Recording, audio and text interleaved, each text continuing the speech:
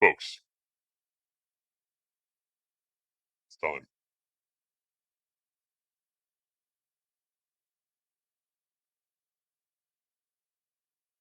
What the fuck is ELUNE? A half-assed dissertation from an overconfident lore nerd. So today we're going to be addressing a question that plagues me, at least, in the World of Warcraft, and its expanded lore. What the fuck is ELUNE? On the surface level, we're talking about a moon. One of two that circles Azeroth. It has a light phase, which we see most of the time, and a dark phase, which we see during certain events, sort of like an eclipse. It empowers the Night Elves, and it is considered a goddess. Some, in older lore, consider it the only true goddess. But what is it really? Well, we know it's not a titan. At least we don't suspect it is, because it's not grouped in with the other titans. They use the word god, not titan. So the truth is, we have absolutely no idea. Has anybody looked inside of a loon? Like, is it hollow? Is it solid? We've never been there. It just simply exists in the sky. And what's even weirder, I don't necessarily cover this in this presentation, but there are other beings from other planets who have also seen and drawn on power from ELUNE from their planet. Do you think it's How the is a same loon, moon? or is it just replicated? Well, we don't know. Huh. Let's dig in. Okay. So obviously we need to look at the timeline. Cool, no problem. How long could that take? Oh. Uh, Um. It's just looped, right? Oh. okay, shit, that's What? kind of a lot. Yeah. I'll have to condense this a bit. Okay. Okay, let's start at the beginning. The universe is created from the clash of the light and the void. Allegedly. I say allegedly, because we have this information from the Titans, and the Titans lie like motherfuckers. But allegedly, you have light, you have the void, they come in contact, kaboom. They must never touch, otherwise it creates the twisting nether, which is a ethereal plane, let's call it. Sort of like the, I don't know what you want to call it, like the astral plane. You can see there is tendrils of light swimming through the spatial void. There are Mm. planets there, there are living things there, there's demons there, that's where demons are from. Ooh. Um, Means you know, they're a girl's best friend. they are. It also creates the Great Dark Beyond, or as we know it, space. As we would assume space to be, if you were to fire a rocket ship up into the air, you would go to the Great Dark Beyond, not the Twisting Nether. Although I believe at some point in WoW's lore history, these two were the same thing and have since diverged into separate planes. So if you were to look at some of the earlier literature, there might be some confusion. Mm. Um, but it is firmly two different places in the lore now. So we'll agree that it is two different and move forward with that. Okay. Yeah. So the first ones create the Eternal Ones within Zereth Mortis. It's one of those things. Um, for fuck's sake. Alright, so we're on slide fucking 8, and we're already dealing with broken ass Shadowlands lore. The elephant in the room. This fucking thing. He This doesn't look like an expansion, elephant. he kind of looks like an elephant.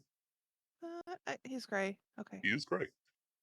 This expansion was a complete mess, and it uprooted a shitload of lore that used to make sense and left us with more questions than answers.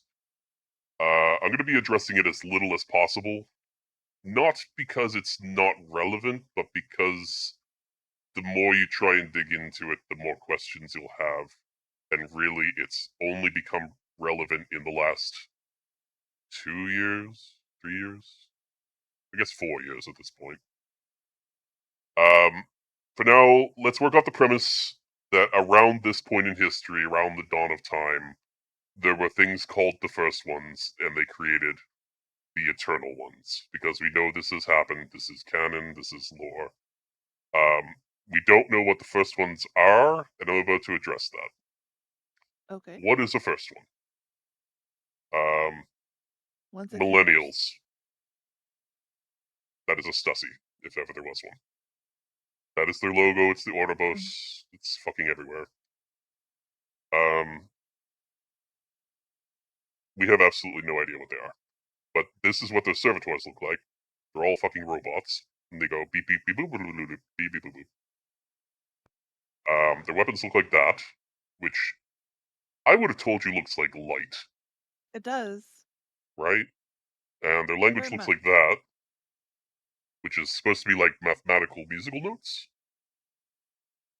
Looks very runish. And their architecture looks like that, Looks sort like of their geometric. language, kind of. Yeah. And they're Um, Stussy. so they created stuff, presumably everything, as far as we know. We believe that there is one First One for each cosmic reality, so order, chaos, death, nature, life, that sort of thing. We don't know any names related to them. We don't know how many there are. We don't know where they came from. Um, we believe that they created the Titans and the Eternal Ones. The Eternal Ones, to be clear, are Titans of the Shadowlands. So, Death Titans, called them, more or less. We Okay. know that when I say the word made, we're going to get to what that means exactly. Um, the magic resembles math and hieroglyphics, as you can see with that one image there. Mhm. They built facilities called Zereths. There's one for each magic. Zereth Ordos, Zereth Vita, like life. Zereth Mortis for death, etc., etc. Um, yeah, their weapons and armor look like light. It's weird. So they created the Eternal Ones, which are these guys. And these are prototypes that we fight in a specific raid in the Shadowlands. And these are what they look like before they're done baking from what is essentially a 3D printer that prints these things. You can see there's little bits of Uh-huh. them missing, Mhm. and you can see that there's a sphere in the middle. Yep. A sphere of what That's looks like light. well, that sphere is as far as we know, their soul Oh, that sphere. essence. I was looking at their chest, but yeah, I see the It's like sphere. in their belly, yeah. Yeah. But when they're done cooking, they look like that. Well, there's the elephant again. Yeah, he's one of them. We don't have an idea what he looked like before. Well, we do. We'll get there much Okay. later. So we're kind Okay. of done with these guys for now, and I'm glad to move on. Just know that they are essentially robots with souls stuck in, Okay. and And they presumably, look like robots before they were done cooking. right, and presumably this would mean that the Titans are also similar to this because they were all made by the first ones. So the Titans. Um, here's where lore gets weird because clearly they didn't have Shadowlands in mind when they wrote the original lore. The Titans awaken. Okay, but what the fuck does that mean? They were sleeping? Aren't they also robots made in Zerathordos? So the lore, as it was told by the Titans themselves, is that they woke up. Um, one of them first, Amanthul, woke up inside of a planet as a planet world soul, emerged from the planet, and went searching for his brothers and sisters and woke them up. And this is actually very vital lore because it's sort of the motivations for the Titans for the remainder of history is waking world souls. Azeroth being, we're alluded to, the final one that they're trying to wake, and Sargeras hunting down corrupted ones and killing them. So Oh. this is why you don't uproot 25 years worth of lore to make one expansion. But then there's also other questions like planets exist in the Great Dark Beyond, which is, as far as we know, not the realm of order. Why are beings of the order domain born into space and not into the order lands, let's call it, as opposed to the Shadowlands for death? Um, so the answer to that is doesn't matter, moving on. Next. Okay. Okay, so Titans. Zamanthul, High Father of the Pantheon, and the Titan of Time. That's not suspicious at all. And then we have Norganon. Definitely not the same person. No, they're just brothers, twins. They are allegedly brothers. I suspect that they are, and so do other people, suspect that they are the same person from different timelines. Mhm. Norganon is the keeper of celestial magics and lore, so he's the magic-y guy. Kind of fucked that they're in cahoots together. I should point out these are not in any particular order, so I don't know the order in which they woke up, but I think this is more or less correct. Because next is Golganath, Lord of Skies and Roaring Oceans, Titan of Waters, etc., Shaper of Waves and Skies. Now, Skies is an interesting concept because there is an ongoing theory that the sky of Azeroth is in fact an illusion to block us from seeing the Great Dark Beyond, which we cannot see. We can't see planets beyond our own, but there are scryers throughout history, and we'll get to those much later, who can see beyond the veil around Azeroth, and they can see other planets that are being hidden from us. They are there, but we can't see it. You'll also notice that so far, all of these are essentially blue-skinned, would you say? Bluey purple, yeah. Bluey, silvery, maybe? Yeah, yeah. I She's can not. see the silvery. She's very nice. She's gold. This is Ionar, or Aonar. I think it's Ionar. The Lifebinder, Titan of Life. She's concerning. And this guy, He's also gold. right, he's Khazgroth, shaper of, and forger of worlds, titans of earth and rocks and mountains and things. And this guy, Egramar, lieutenant of the Great Sargeras, titan of justice? Lore? I don't know. They never really say what his thing is. He's sort of Thor, kind of. And there's Sargeras. He's bronze. They're all bronze. So we have silver and bronze. We have the Aesir and the Vanir, basically, is what we're alluding to here. The others look the Anarch, Kasgaroth, Mhm. and Agramar look gold. I would describe it's probably just bad lighting. I would describe them all as being more or less bronze. Okay. Yeah, and they are meant to look like metal and stone. Like the fact that they look a little fleshy is conspiratorial. They are definitely in game depicted more stony. Rocky. Yeah. Sargeras Defender. He is ideally the Titan who would go out and protect the Titans from bad things. Bad things like the Void, Mm, the Void Lords. tentacly. Now, what would you imagine a Void Lord would look like? Describe it in your mind. Probably just nothing in the face except for glowing eyes. Okay. Kind of shrouded. So, the Void created its own gods in the Twisting Nether, allegedly. And they look like, Okay, yeah. Kind of that. I mean, kind of. they probably look better than this. Um, there are entities in the video game referred to as Void Lords who they use this model for, but it was like the second expansion, or the first expansion in the game, so they really didn't have their art assets in the way. And, we're likely to see Void Lords in the future.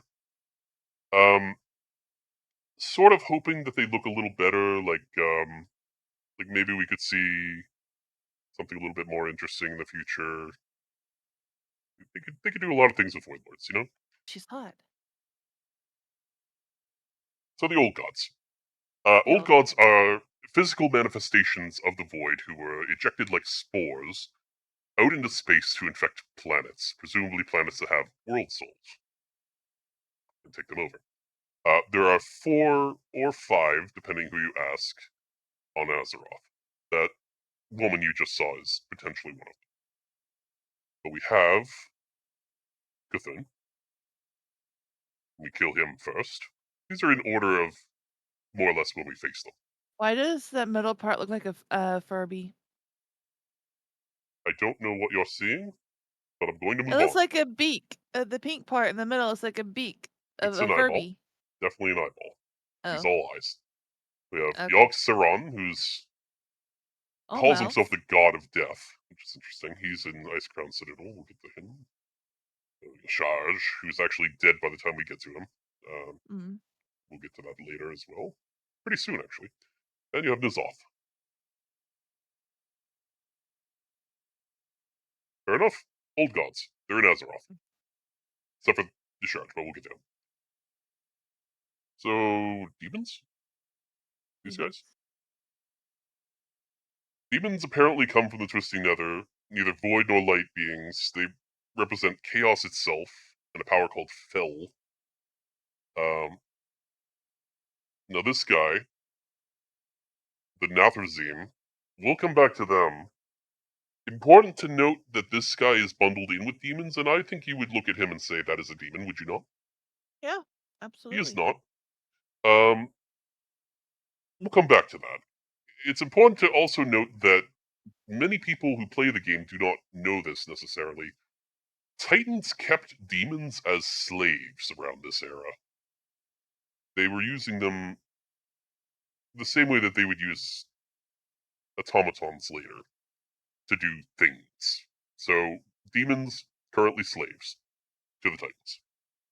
Okay? Okay. This fucking guy again. So Oh, that's your elephant in the room without his armor on. Look, they put him here in the timeline, so I have to address it. We start by saying that as far as anyone is concerned, life didn't fucking exist at this point, so one has to ask the question, why is there even a realm of death? Nothing is yeah. alive. Yeah, so there would be nothing that would die. We have the void, we have Mhm. demons. Demons return to the twisting nether when they die. Void creatures return to the void when they die. Titans, question mark, probably return to the Borderlands. Why is Do there death? Titans die? Yes. And we have just seen them just sort of come back. Oh, So, they yeah. just don't stay dead. No, I mean, it took forever, but they were also, like, hunted down and trapped in things, so, Mm. yeah, why is there a realm of death if nothing's alive? That aside, Zoval the Jailer, who I'm sure will pop up again and again and again in this timeline, did a bad thing. Basically, whatever the first one's plan was for him, he didn't like it. He figured it was flawed, and he told everyone this was a bad idea to send souls which don't exist yet to hell, basically. Um, so they chain him up, cover him in domination runes, and imprison him in the Maw, or Giga Hell, basically. And this sets in motion, according to Steve Denuser, the writer who just quit, uh, everything 25th dimensional chess, fundamentally stupid, fucking moving on. Okay, and that starts with this guy. He looks Okay? nice. Sire Denathrius, he is one of the Eternals from the Shadowlands. Is he nice? No, he's a Oh, prick. Who is apparently the father of these guys. Remember them from 2 slides earlier? uh-huh. The demon that's not a demon. The demon that's not a demon is from the Shadowlands. They're called Nathrazim, which in their language translates to deceiver, or the Mm. what's it? The unwelcome guest, I believe is what they call themselves. Hmm. And these guys talk to That's this just guy. a ah. They convince him go and kill the old gods, which seems like a good idea. Old gods are going out and corrupting world souls, the world souls that the Titans are trying to wake up. So he does. Kills the old gods. And he's not powerful enough to do it alone, allegedly. So he drinks the fell Kool-Aid and becomes like this. Mhm. Yeah. Meanwhile, on Azeroth, nice peaceful planet, wouldn't you say?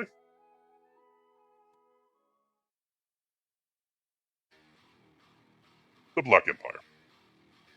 The old gods have completely conquered Azeroth and its primitive races, which comprise primarily of insectoids at this point. Old gods spawn primitive proto-trolls and elementals. They call this empire the Black Empire, and it's pretty fucking metal. Sounded metal. Also sounded good on stream. I checked. So, the elemental lords, By fire be purged. Ragnaros the Fire Lord, Neptune the Water Lord, Alakir the Air Lord, uh, Balazane the Earth Lady. These are the elemental lords that govern the various elements on Azeroth. Every planet, in theory, has elementals on it. They spawn from the spirit of the planet itself. Not necessarily the world soul. Planets that don't have a world soul in them still have elementals. Um, Whether they have elemental lords, I don't know. But these are ours, and we'll be dealing with them extensively. At this time, the Black Empire has essentially enslaved the elementals, put them to work for themselves. Though whether they are truly slaves or are willingly working for the old gods is up to debate. But it was pretty fucking metal. He looks awesome. Yeah. So this is the planet at the time. It's one continent, and they had different domains that they would take up. Ishar's Isharj, biggest. yes, well, he essentially controlled strong emotions, as we understand it. Mhm. Every old god taps into your brain a little bit. Well, some of them drive you crazy, some of them fill your mind with visions, others tap into your desires and wishes. Charge dwells on things like fear and pride and all that sort of thing. So he commanded a pretty sizable control.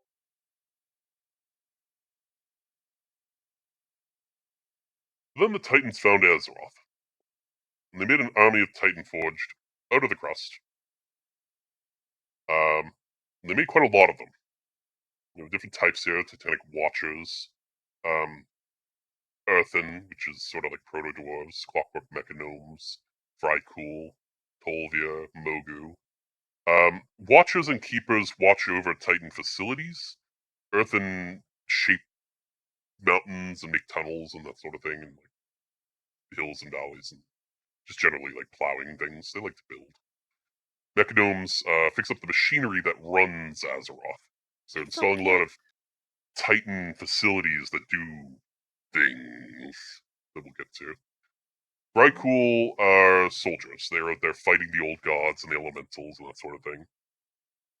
Tolvir are lore keepers. They research scientists.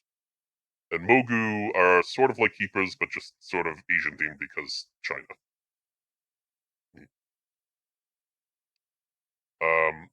Some of them were made special. These are the Titan keepers. There are these ones specifically. There might be more that are called keepers, but these are the important ones. Um, they were made essentially in the image or for the purposes of the Titans themselves to be instruments for the ordering of Azeroth, and ordering in an uppercase O sense of the word, as in the magic domain of order, making sure that Cute. Azeroth was born as a Titan. Um, Odin was classified as the prime designate by Amontul. Essentially, he is the boss. Um, that fiery beard of his is actually a scar. He was slashed across the throat by Ragnaros and that caused fire to boil out of his throat for eternity. Ew. You know, Talk about heartburn. right? He's kind of a dick. I would be too if I had that just coming out of my neck all the time. Well, we'll get to that. Raw, poor Raw. We'll come back to him, but He he's looks sort so of tired. he is very tired. You can see Aw. he's kind of been Does like cut up and shit. does he need a hug? Yes. Whether he'll Mm. receive it and in kind, I don't know. He was also empowered by Aman'Thul. Loken, empowered by Norgannon. Nimmeron, also empowered by Norgannon. Hodir, empowered by Golganoth. Thorim by Golganoth. Arcades, empowered by Kazgoroth. Freya by Aenar. Tyr by Egramar. You'll notice that Oh. there is nobody empowered by Sargeras. Yes, and I'm also wondering why Tyr has both of his hands, because in our history, Tyr Uh, has one hand. that model is from his new body that we just crafted for him. Oh, There is no so image he of his did old miss body. it. He was Yeah. missing a hand. Yep. Okay. Um, yeah, so Sargeras, he doesn't know about Azeroth yet. He's off on his crusade killing old gods and being evil. Well, it's not But, his fault that he's being evil. He was right. coerced.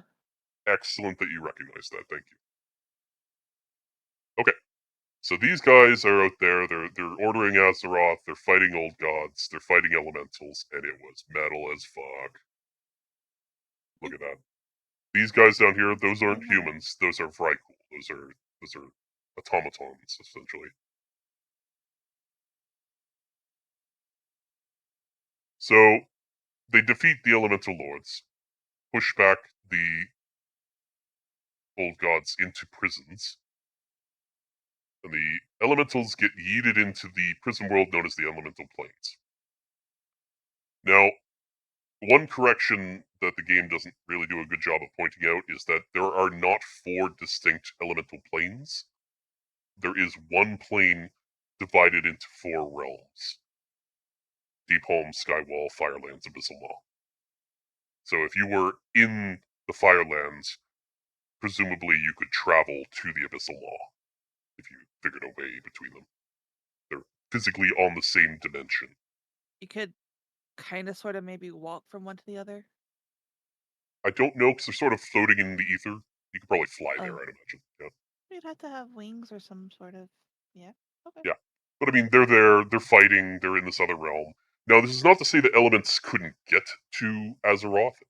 Little ones get through all the time because they spawn from the spirit of Azeroth itself. But the elemental lords themselves that command them are imprisoned here. And important note, Deepholm holds the world pillar, which is holding Azeroth together on like a material sense of the word, not in like a physical like pillar that's actually like going from ground to ground. It's more all of the elements that make up Azeroth are channeled through this beam of light that shoots up into Azeroth and makes sure that it's stable. Yeah, and that their magic can still be drawn on from Azeroth. It's not a distant plane. It's not like the Twisting Nether. It is part of Azeroth. It's like a pocket dimension. So Aman'Thul tries to rip Y'Shaarj out of Azeroth.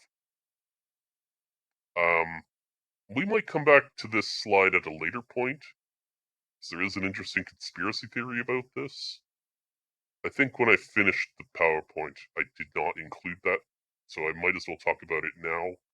There is a book that was just introduced in WoW in the last few months that talks about Aman'Thul pulling a tree out of Azeroth that Aenar had planted. He said, "This is not part of our plan." He just rips it out.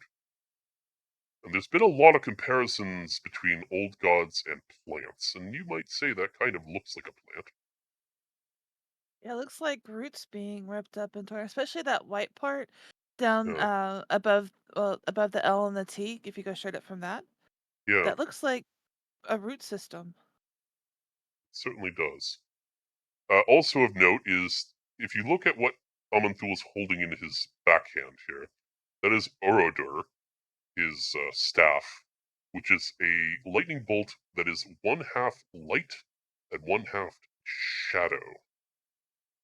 Interesting. But anyway, short version of this story is that he rips it out of the planet. He does a big fucking hole. Azeroth is gushing blood, and parts of Yasharj, especially its heart, are left on Azeroth and are spewing out these things called Shaw, which are minions of Yasharj made of negative emotional energy. And that is the hole there. That wound will become Pretty known big as, hole. yeah, it's about the size of a country. The Is wound created there is the Well of Eternity. Is it what? Well, that looks like almost the same shape that Yasharj was in charge of on the map that you put up. Pretty much. Pretty much, yeah. Big fucking hole. Hmm. It is spewing Titan blood, or Azeroth's blood at least, which is, as far as we know, like raw mana, like raw magic. Nom nom nom nom Um, nom. so rather than try this again with the other old gods, he decides to imprison them, and then tells all of his Titan Watcher friends, "We're not killing the Titans. We're putting them in jail. Do not try to kill them. They can't be killed." The problem with that logic being that we kill them, and it was not that hard. But So they just come back. they haven't. Oh. That's the thing. We'll get to that. So these are the Shaw, or at least the larger ones. You have here, I believe, Fear, Anger, and Doubt. Um, they remain on Azeroth. I believe they're mostly in the Pandaria area for some reason, despite the fact that Pandaria is nowhere near where Yasharj lived. I believe his heart ended up falling back to Earth there or something like that. Falling back to Azeroth.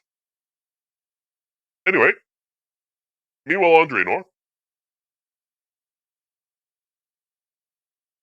Egrimar tunnels around in space and he finds this planet called Draenor. It doesn't have a name yet, it's just a planet. It's covered in plants. This guy is a plant, believe it or not. He looks like he's made of wood, Yeah, and his hair is leaves. he's a floral colossi, similar to Groot. Mm. Um, so Egrimar is like, hey, what the fuck is this? This planet's like completely fucking overgrown. And, that's not the way that things are supposed to be. That's not order. Life is not order. And, the plants are going to strangle this planet to death. It's going to drain all of the resources, and then it'll just be a barren rock. And, ANR definitely had nothing to do with this. It's not like you can scramble the letters in Draenor and spell ANR. Weird, huh? Hmm. So he creates giant rock monsters to fight the Floral Colossi. It's not nearly as metal as fuck as Azeroth. Essentially, Oh. he makes the rock giant colossus known as the Grand, just this one, to fight the Spore Mounds, which we never actually see, but we presume that they are mounds that shoot spores. As would be evident by their name. Yeah. Mega huge elemental. We're talking like that guy's head is the size of a mountain. This is not a good representation of what they really look like. This is a No, little because mini they're one. on a mountain or on a hill. Yeah. Yeah, no, this guy's supposed to be fucking huge. So we could say that that's like Mount Everest that they're on. Sure. Anyway, as pieces get smashed off of Grond in combat, these boulders turn into the breakers, which you see the big one there, which then crumble and turn into the Gron, which is not Grond, Gron, which then turn into Ogron, which turn into ogres, and eventually into orcs. Mm. So life on Draenor spawns from rocks. Not Yeah, from the floral colossi. not from the. Although there are beings on Draenor that are from plants, but they're not orcs or intelligent. Little sporling things that are like mushroom people. They're not important. Sporagar is not important. Anyway, bird gods. Bird gods. Birdmen? That is a birdman. This is mostly irrelevant for now, but important enough to place on the timeline. Short version is there is a very advanced race of birdmen who worship 2 birds and a serpent. And they're called the Apexis. When I say highly advanced, I mean there is potential that they have, like, space traveling technology and lasers at this point. And we can't even see space. Mm-mm. Moving on. Meanwhile on Argus. Argus is Pretty. another planet. It is, but although this is not a picture of Argus, I have substituted it. This is their architecture as how it would look if Mm. Argus was still in one piece, which it is not. We'll get to that. Oh.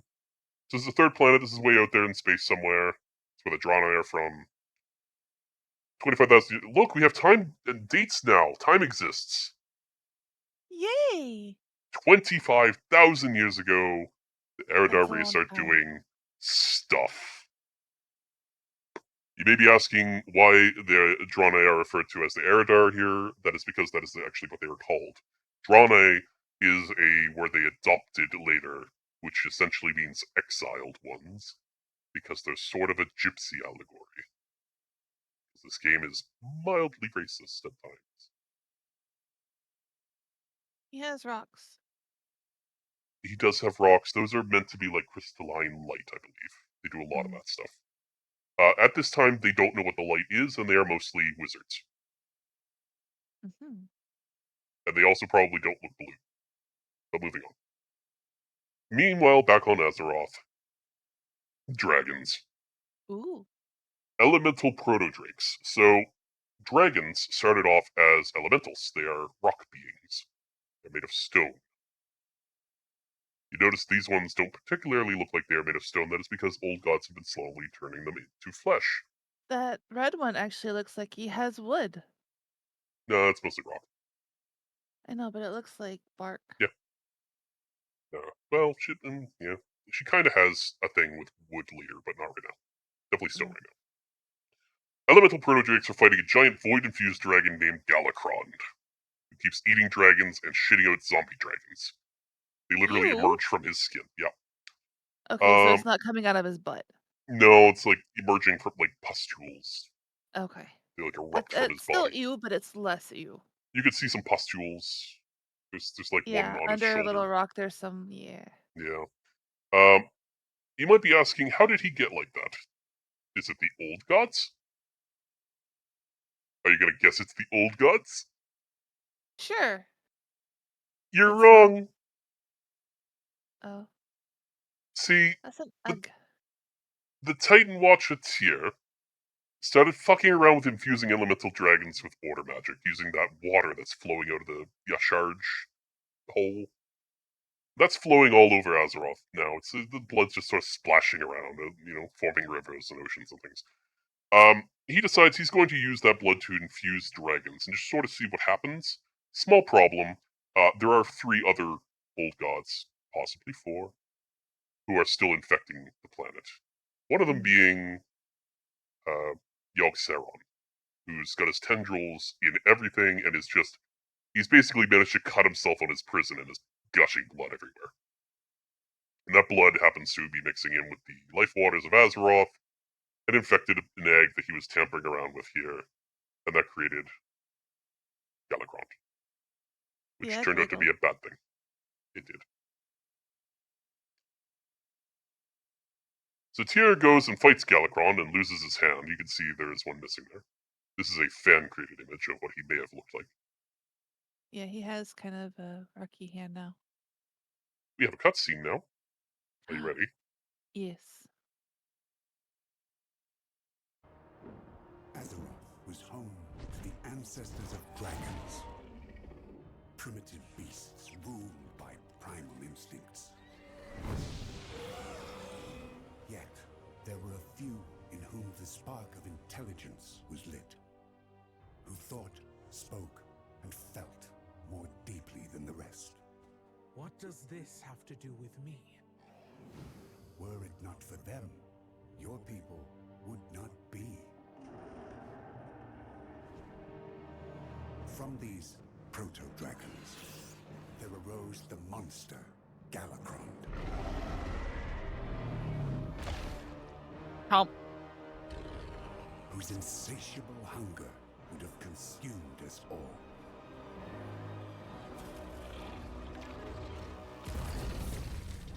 When the fate of our kind was at stake, we five overcame the instincts of fear and self-preservation and united Allegedly. to battle the Leviathan.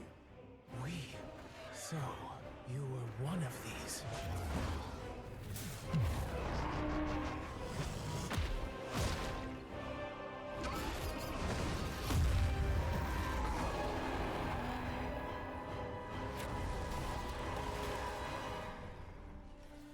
For our bravery, risking everything to save the world, we were granted a gift of the Titans, transformed into something greater.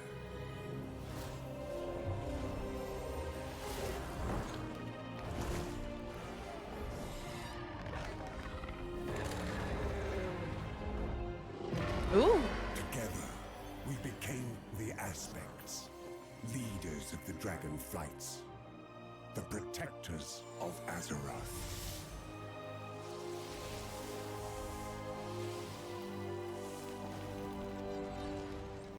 Spoilers. Quite the glow up. Yeah, so Tyr decides to reward the dragons by empowering them with Titan stuff. Which he really didn't have the authority to do. He just decided that seemed like a good idea. Mm-hmm. So just to reiterate here, Tyr fucks up, creates a monster, then elementals, which are his sworn enemy, due to the old gods corrupting them, help him fight his fuck up, and then he essentially uses order magic to make them deities against anyone's wishes. Checks out? Sure.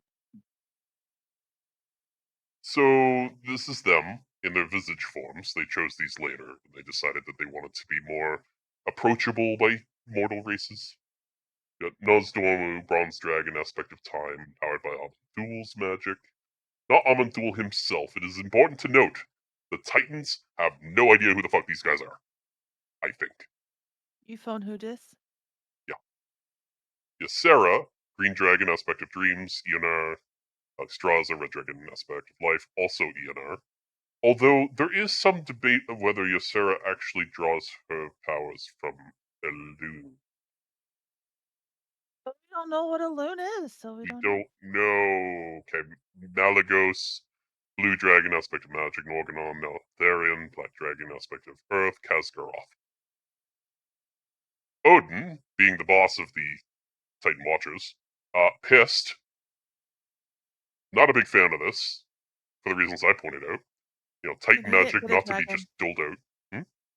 He didn't get a dragon. He did not get a dragon. No. Although Aman'Thul, arguably.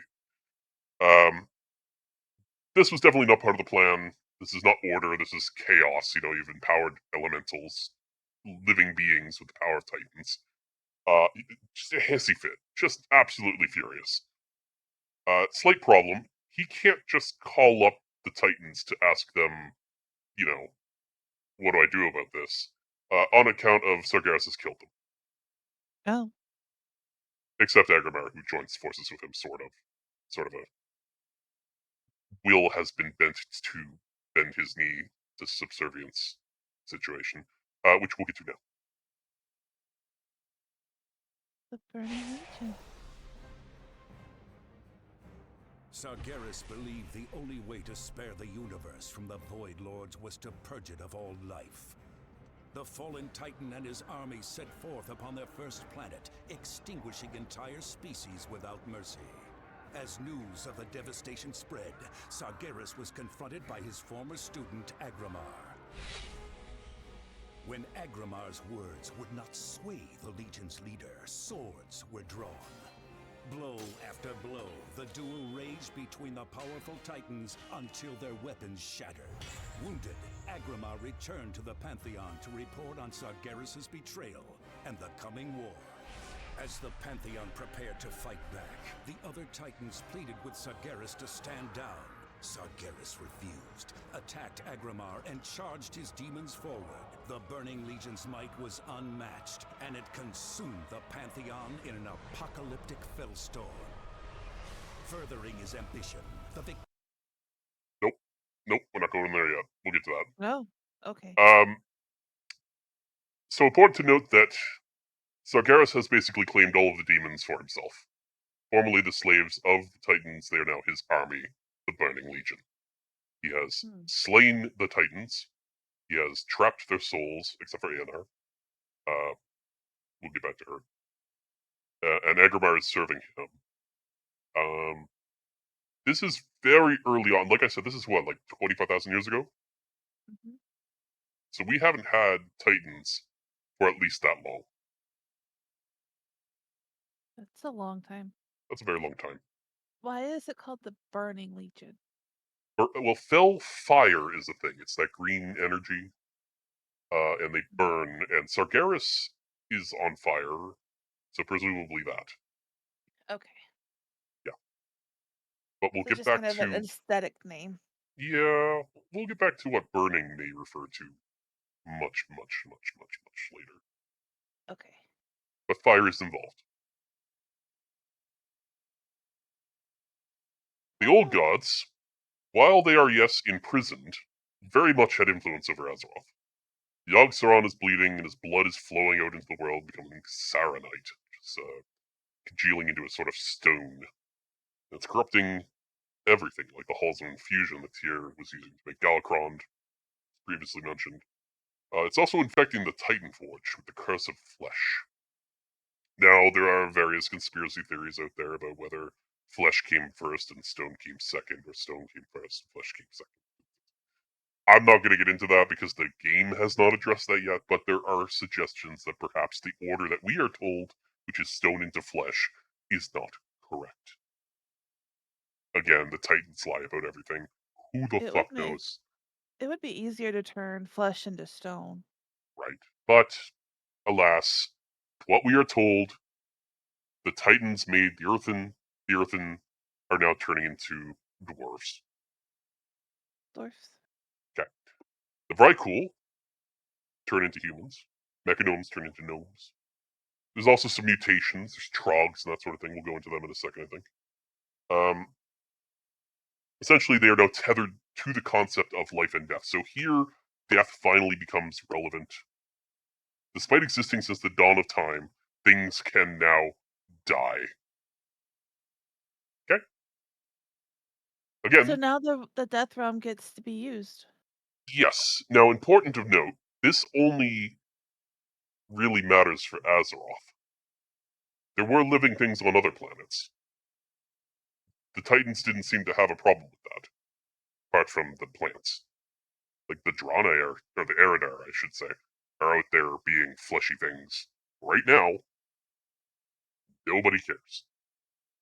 Demons, albeit they are from the Twisting Nether and not mortal beings, are alive. But here we have life as we know it on Azeroth. And the Titan Forge are going a little crazy. So, some events play out here in rapid succession. I'll just bullet point them. Loken, Loki, basically, goes crazy from the whisperings of Yogg-Saron and becomes his puppet. He starts corrupting and outright killing Titan Forged beings. He wants them to drink deeply of the waters of Yogg-Saron's blood and become mortal. He also happens to control the facilities that make these things, which is a problem. Sounds like it. Tyr, Arcades, and Ironaya, Titan Watchers and Titan Keepers, steal some discs pertaining to the creation of the Titan Forged. I don't know what their plan was. I think maybe they were just trying to figure out how to purify them. They steal the discs. They start fucking off south. They're going as far away from the Titan facility of Ulduar as humanly possible, or titanly possible, I guess there. Loken has sent some old gods try and kill Tyr and get those discs back. They succeed. Tyr is dead. Oh. Arcades and Ironaya take up refuge in a cave with the discs, and they hide. Okay? You know, whether in art history or WoW history, Tyr gets the short end of the stick all the Every time. time. Every time. Although I don't think he's that good of a guy in this, necessarily, Mm, considering he fucked up and made a giant monster. this is true. But then he made Basically, the dragon aspects. sure. So Odin is just he's frothing at the mouth. He's he has no words. Everything's going to shit. He's the boss. He decides to just rip off his chunk of Alduar and yeet it into the sky, uh, far away from everyone else. Starts creating his own Vrykul and his own Valkyr. What a Valkyr is will be explained in the next slide. But Some yeah, statues right there. yes. Essentially, he's just fucking done. He's just over it. He's like, this, everything's gone to shit. I can't fix this. My final verdict is we're just gonna lie to all the mortal races and tell them that the old gods are bad. Everything is the old gods' fault. The Titans are the best. I mean, who can blame him? Yeah. So, you may have noticed that Odin's missing an eye.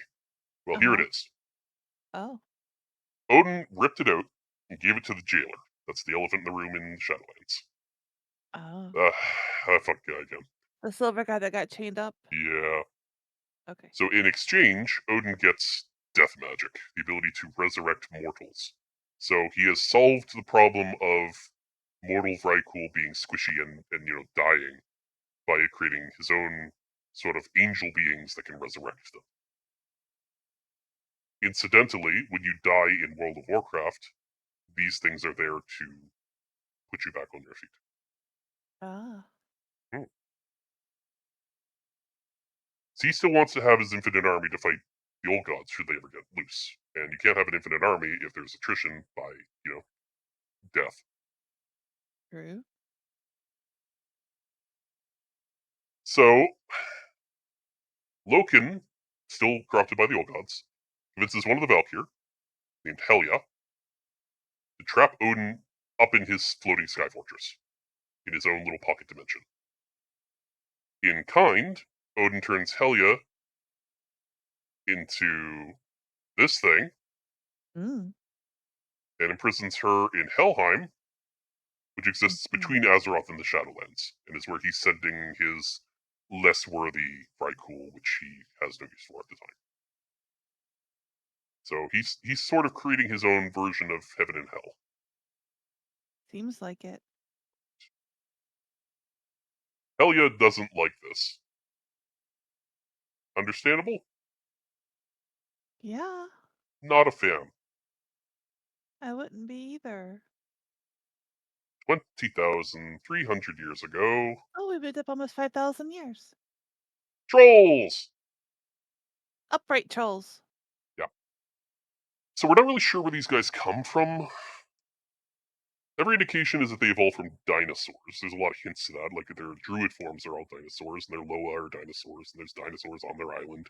They have scales like dinosaurs, they've got two little toes like dinosaurs. But there's also some hints that they might be evolved from rock elementals. Sort of looks like they have stone on them. Similar to the proto-drakes that you saw earlier. So it could be sort of an extended history of rock elementals into dinosaurs into trolls. But regardless, they exist now. They've got their own gods called Loa, which are sort of something in between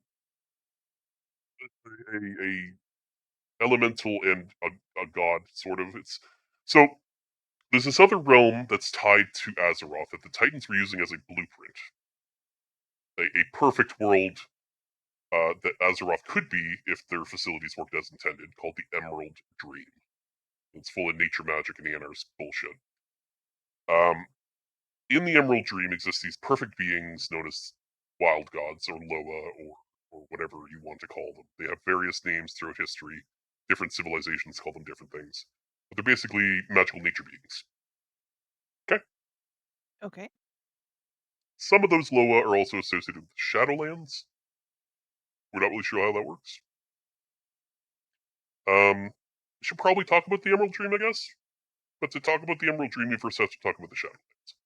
So let's do that. Okay. So you have the Does it look- Shadowlands. She does.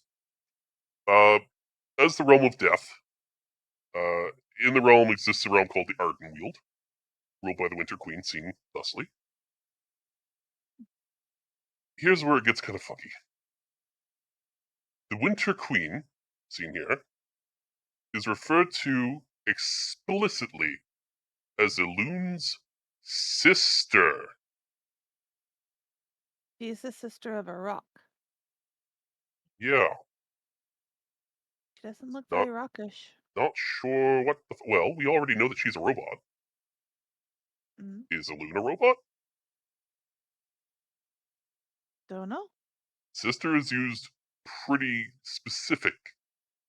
Sister.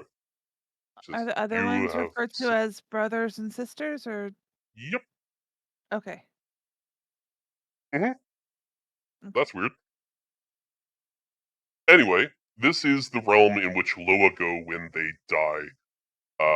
In a more perfect scenario, and the scenario that would play out at this point in history, they are sent here, they incubate inside of a seed of that giant tree you see in the background, getting filled with the spirits of the deceased mortals to be reborn into the Emerald Dream and then emerge back into Azeroth. Hmm. So the How two long are does that take? intrinsic. Depends. Could be minutes, could be centuries. Oh, Depends okay. on how powerful the being is, I suppose, or how many dead there are. So yes, the Ardenweald is intrinsically linked to the Shadowlands as a night and day situation, or a winter and summer situation. It's an allusion to fairy mythos with the winter core, the summer core. They're linked by that tree. This is the Emerald Dream. We can actually go there now Ooh, in game. It's current content. it looks peaceful. That's the thing, isn't it? Dream, as in stasis, as in still and unchanging. I Order. like that little flying bug thing by the tree. It's cute. Flying bug thing by the tree. Oh, It that's has a a. fairy dragon. Aw, he's You can get cute. them as pets and Aw, mounts. You get a free one as a mount. aw. Uh, I need it. you'll get it for free. Yay. Pretty much immediately when you start playing. Okay. So this realm is teeming with life and is tethered to Azeroth. It's full of wild gods and Loa. Essentially the same thing, like I said. Direct connection to ELUNE. What that means? Don't know. We'll be talking more about the Emerald Dream later. For now,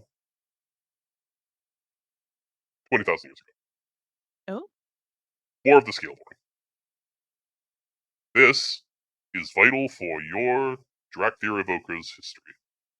So, book oh! If just people came out. didn't know, when we play WoW, I'm playing a Drakthir Evoker. Probably. Probably. So this is very vital information for the current expansion, and for WoW as a history. Even though the book just came out and I have not read it, I know the gist of it. I'll sum it up thusly. Okay. Pay attention to this part, because the game doesn't fucking explain it. Okay. So the dragon aspects, the 5 that Tyr created earlier,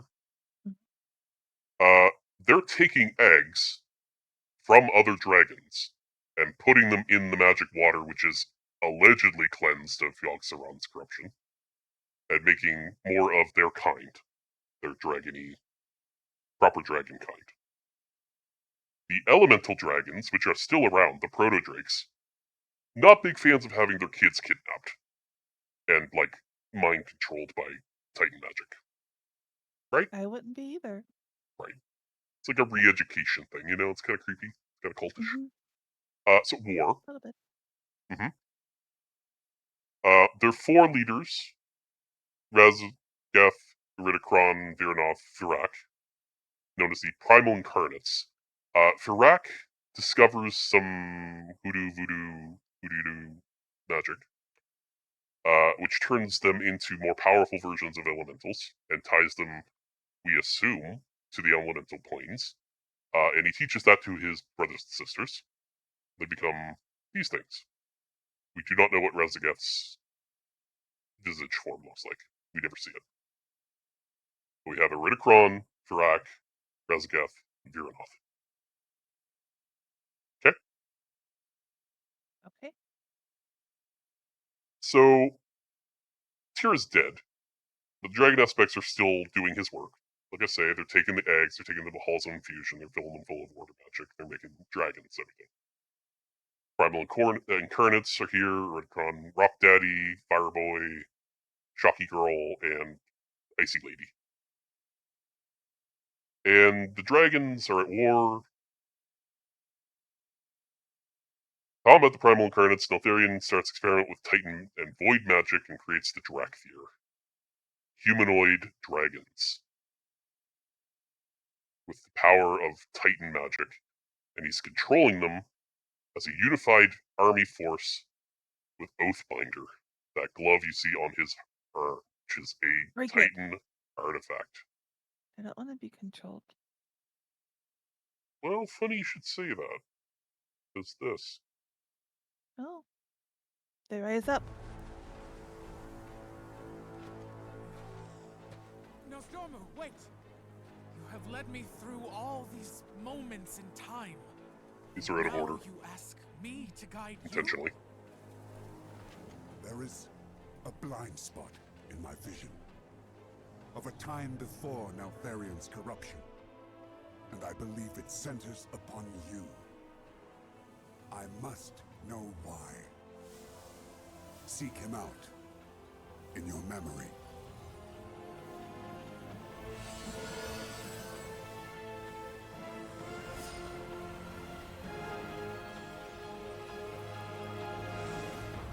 My general, a fierce battle. And then It was my honor to command a battalion. We executed Neltharion's will precisely. Our devotion and discipline were unmatched. The Titan artifact. That must be the source of your unity. This was an ancient magic that bound you to his will. Would you not sacrifice yourselves at his whim? We were soldiers. There were many threats to the world. And here was the greatest. The Primalists. Razageth. That is Razageth, the Storm Eater. One of the leaders of the Primalist Rebellion. They struck without warning, without honor, and I lost many friends this day. We fell back, regrouped. Then, everything became That broke. jumbled, Yay. confused. The artifact destroyed, and the order magic which had united the Drakthir was dispelled. How then was Razageth defeated?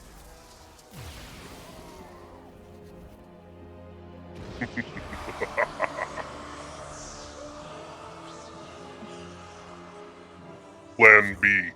Brother, He got this angry. is what you hid from us. He got void. And you fell from grace. In his desperation, he turned to the deepest evil, the power of the old gods. He sucks her through a portal into a prison.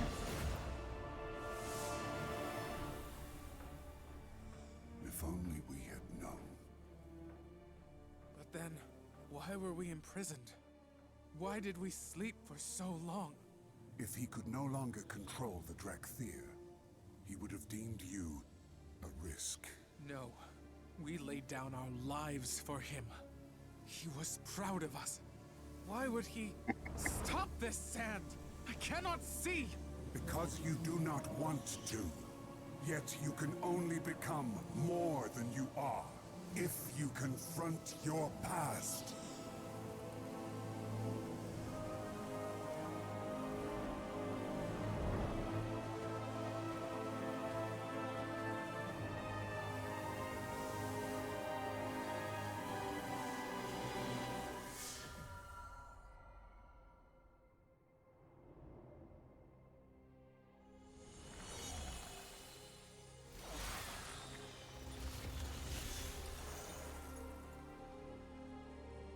Malagos used magic to imprison them all. Put them in stasis.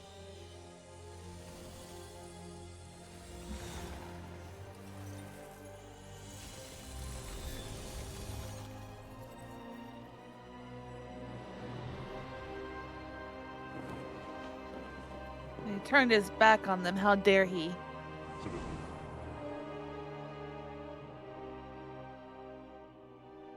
So he locked us away. Forgot we even existed. Couldn't control them anymore. Not with his time. It would have been kinder to simply destroy us. I am sorry, my young friend. We had to know the truth. But do not despair. I now believe that Neltharion locked you away because of what you might become.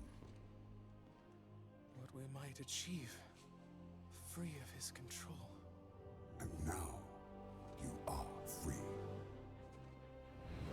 This world has much to offer, and you will have a part to play in the events to come. You spoke of an ancient enemy's return. It is Nope. Spoilers. Oh. But So- I like listening to Nostromo. Yes. He's a little sketchy, but sure. So, as I said, Neltharion turns to the void, uses Malagos to put the Drakthir into stasis. And Alexstrasza locks her own brothers and sisters into Titan prisons. See here? Wiggle, wiggle. Which is a super unchill thing for somebody to do to their siblings, but here we are. Well, the dragons aren't very kind to. Well, that's. Yeah. Moving right along, Mm. 16,000 years ago, Ooh. Akiran Troll Wars. So remember those bug people that the old gods had? Uh huh. They're still around. They can't get to their old gods. They're pissed. Trolls are the predominant life on the planet. So they fight. Moving right along. 15,000 years ago, Curse of Flesh is getting worse. So Titan Keeper Ra, remember him? The sad-looking one Yes. with all the cuts on him. Yeah. He's getting real sad boy. He's doing a good thing, you know. He's in charge of the Forge of Origination and all that sort of stuff. So, you know, if the planet gets so bad that they have to wipe it and start over, he's the guy who has to push the button on that. He really liked to hear the voices of the old gods, or I'm sorry, of the Titans. They did briefly come back, the Titans. When Sargeras killed them, they slammed into the bodies of their Titan Watchers, possessing them for a very brief amount of time, many thousands of years ago, before any of this. And then sort of, I guess, faded out. Ra hasn't heard from them in a very long time. Ra is sad. So the Mogu Lei Shen, pictured here, approaches Ra and gives him a fucking hard punch in the face and steals his power. He needed a hug, not a punch in the face. So he stole the power of essentially lightning and magic, and becomes himself Titan infused. And he uses it to create an army, the Mogu, and he enslaves the Pandarian race and all the other races in Pandaria, in that region of the continent of Kalimdor. And he's a dick. Good news, he dies. Bad news, he comes back. Worry about him later. If you'd only gotten that hug. So now, Vrykul, previously made of stone and metal and all that sort of thing, squishy now. Doesn't look as cool as he used to. And then they got short. Mm. And then they got short. Mm. And now we have humans. That's everybody's problem. You used to be that little dude. Now you're just that. Dark Trolls, living near the Well of Eternity, the scar of Yasharj being pulled out of the planet, started morphing into Highborn, which is sort of like Night Elves, but earlier on. Due to the exposure to raw, essential magic or whatever it is that leaks out of the planet. You may notice that there's a big fucking moon in the background. That is ELUNE. They are worshippers of ELUNE. Well, it's Reasons? really huge, so why Don't know. not? Well, that's the thing. It gets closer and further away. Mm, A lot to take in that picture. I mean, the Will of Eternity is central to their civilization. You can also see there are statues of other night elves. And they always depict ELUNE as a night elf in their statues, or at least priestesses of ELUNE, not necessarily ELUNE herself. But yeah, big civilization, no longer living in burned out Titan facilities, now living in their own societies, worshipping, using a lot of arcane magic. They're wizards. They abuse the shit out of magic. Wizard Harry. Oh wait, Back, wrong franchise. yes. Back on Argus for a second. These guys, the Triumvirate. This is 13,000 years ago? Yeah. Sargeras communes with the Eridar leaders, Gil'jaeden, Velen, Archimonde, convinces them to join the Burning Legion. He needs more soldiers. They meet a golden, glowing visage of Sargeras who promises them power, and you're about to see that here. No.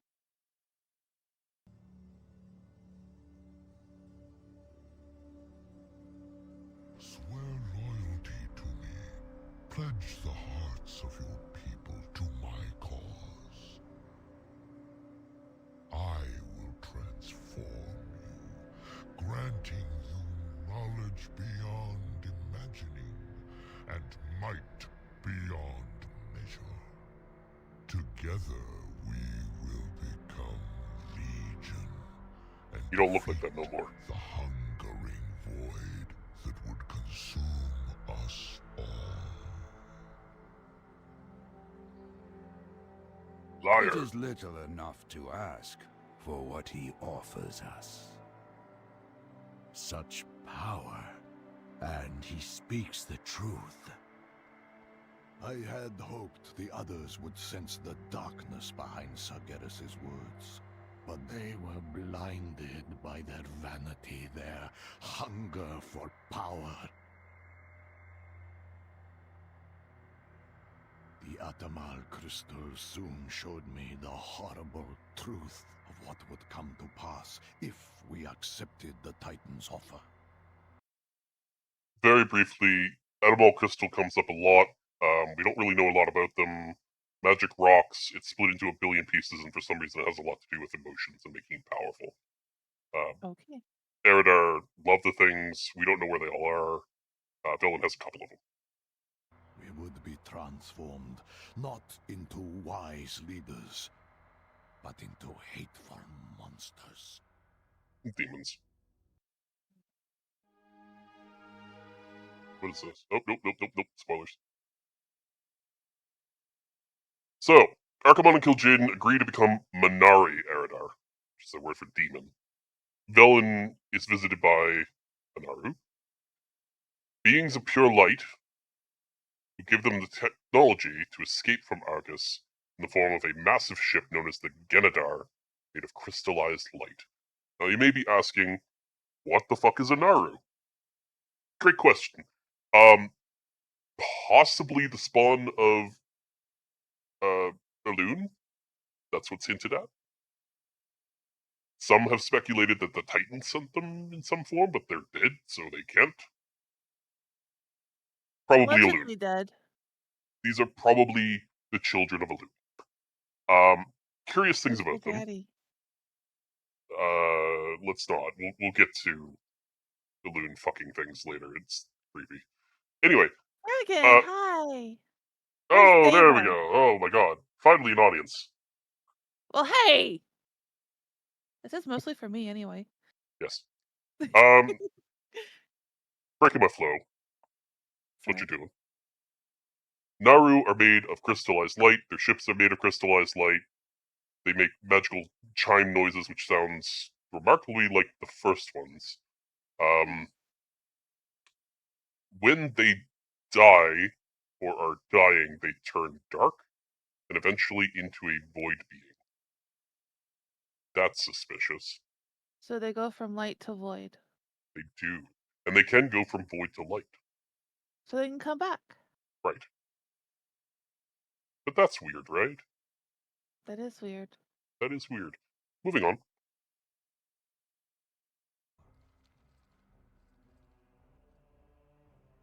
Talga is turned against us. No.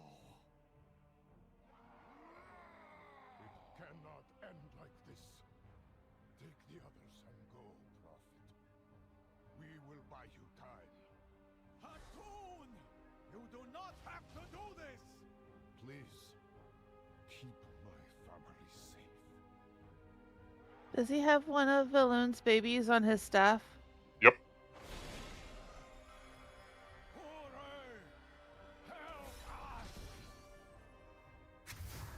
They just broke the Atomal crystal. Called the Genedar. Beam me up, Scotty. They got beamed up. Scotty was listening. Hunt you across the stars, traitor! You're so angry. If it takes 1,000 years! It takes about 10,000 years. He was only partly right. So Hatun that you see there, I don't have a slide for this, but he becomes what is known as a broken. Essentially, they've lost their access to magic and light. They become sort of mutated into devolved forms of Eridar. That is a common trend in races that lose access to magic. You will see this in elves very frequently, and also in some other races. It's an interesting concept that perpetuates through World of Warcraft. More on them later. 10,000 years ago. More of the Ancients. Fuck yeah! Actually getting into proper Warcraft lore now. This is actually vital to the understanding of the World of Warcraft. There's a lot to cover here. I'm going to keep it concise. We do finally get to address ELUNE. Sort of. Short version is, demons have invaded Azeroth. Now for some details. So, Malorn. He's a Loa or a wild god from the Emerald Dream. Pretty. He is. He has sex with ELUNE somehow. And they have a baby, Cenarius. He's So less pretty. ELUNE, the moon, fucked a deer, made a centaur. Somehow. I mean, if there's craters, This guy, the wild god Cenarius, taught some of the elves to be druids. You know, maybe don't use magic all the time, use some nature stuff. Specifically this guy, Malfurion Stormrage. He's a big deal. Specifically, he did not teach Malfurion's brother, Illidan Stormrage, who is a Illidan. profound magic user. So, I know that name. Yep. Little small detail that comes up from time to time that nobody really pays much attention to. Illidan had golden eyes, so did his brother. In their culture, that was considered to be a sign of a destiny of some importance, but not ever really specified what that means. But they were considered like, oh, you're marked for destiny, you know. Illidan, pretty cheesed off that he did not get chosen to be a druid. They both had the magic glowing eyes, you know. Surely that must mean that they are intrinsically linked to whatever fate that they had in store. I don't think they're twins, but they're close in age. They don't look like twins. The blue-haired one looks a lot younger. I think he's a few years older. But yeah, Illidan's a little pissed off that he didn't get chosen for the special druid job. He's also pissed off that Malfurion gets to fuck her, and he doesn't. Oh, well, I would be angry too. She has a kitty. She does have a kitty. That kitty gets real big. That's The just a foolishness of this decision of them both wanting to bang Tyrande Whisperwind, who is actually kind of a cunt, is that they could have been fucking her, Oh, which is Queen Ashara, who's you know, step on me. So she is a profound magic user herself, former priestess of ELUNE, mostly more interested in arcane magic. Small problem, she's fucking insane. And that skirt is dangerously low. Oh yeah. So Sargeras reaches out to her and convinces her to use the Will of Eternity to make a portal so that he can come through and fuck the planet up. She uses the whole ass Will of Eternity, corrupting it forever. Opens the portal. Sargeras does not make it through, but he does send a avatar to come do his bidding, and also most of the Burning Legion. Okay.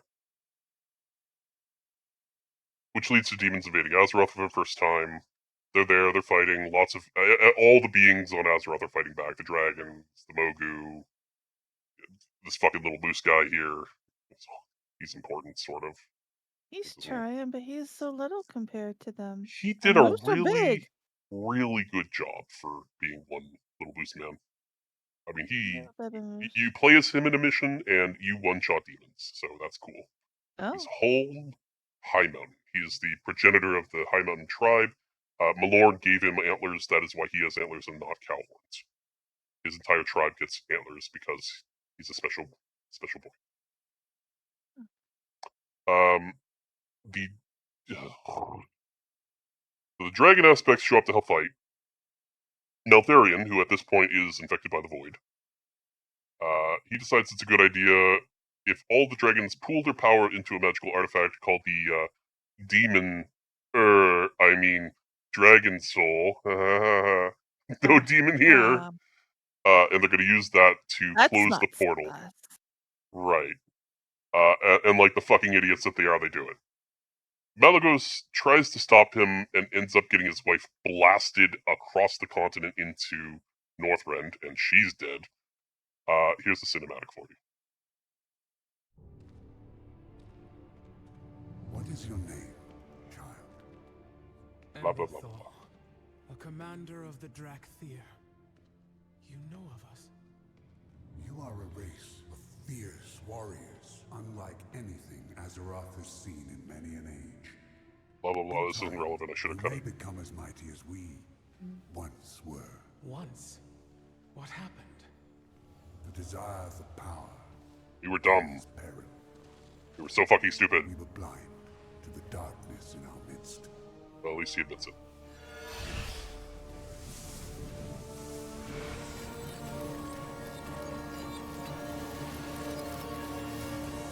Behold, the Dragon Isles. In Spoilers. the time after our ascension, we aspects sought to create a beacon of hope for all the world. Beautiful.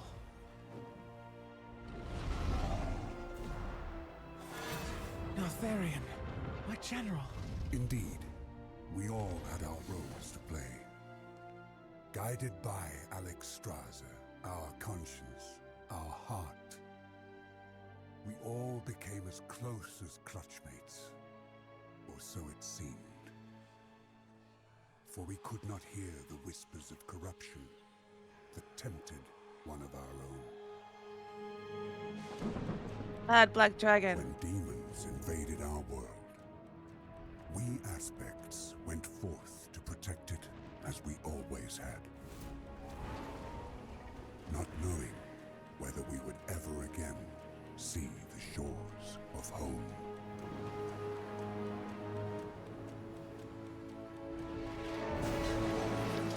Our brother Neltharion led our defense against the invaders. But for the first time, we found our strength inadequate. And we grew desperate. So when Neltharion assured us that with our help, he could forge a weapon to win the war, we placed our trust in him. Well, he was your brother. Why would you doubt him We at this renewed our point? battle against Right. the demons, only to have Neltharion, who now took the name. And it's important to note the parallels here between Neltharion and Sargeras, both of them being essentially the defender role, and both of them being corrupted. It's like whatever corrupts them knows to get the defender because the other's going to trust the Mhm. defender. The There's defender a falls, the others fall. there's a concept in the game called fractals, where history seems to sort of repeat itself in an infinite outward loop, and this is one of those examples. Deathwing, turn on his own kind. Yeah, so it's called Deathwing now. We could not foresee this betrayal, for we simply did not want to believe. Even after all this time, the pain of his treachery is far worse than the scars he left us with. That is not the leader I remember. How do I Shit. know it was not you who provoked him? You missed much during your confinement, but the sands of time Confinement. reveal all truths, child, even bitter ones. Trust your eyes. Spoilers. So, Illidan goes a little hard mode on the demons. Mana is a commodity which, at this point, is lacking. They got their mana from the Well of Eternity, which is now being used to fuel the portal, so they can't just draw infinitely on it. And he needs a lot of it in order to fight back against the demons. So he sacrifices his own men, all of them, like an army of them, draws the mana right out of them, killing them, empowers the spells, fights the Legion, um, does what has to be done, one might argue. But in He's, the best way possible? yeah, yeah. But he wins that fight. Well, Um, yeah, you can win, but in bad ways. he also saw Tyrande and Malfurion hook up, and that was kind of the last straw for him. He's a little bit of an incel in that way. So he devised a plan so cunning, it took 3 books to explain. First, he defeated a Doomguard, a type of demon, named Azonoth, and he took the Warp Glaives as his own weapons. Very powerful demonic weapons. Next, he feigned allegiance to Azshara, who is now pretty in bed with Sargeras. He also made friends with a demon named Madaroth, who will become important later. And also, I don't know if you can make out in the background there's a satyr. He's a thing. We'll get back to him. Thing with the red glowy hands. Yeah.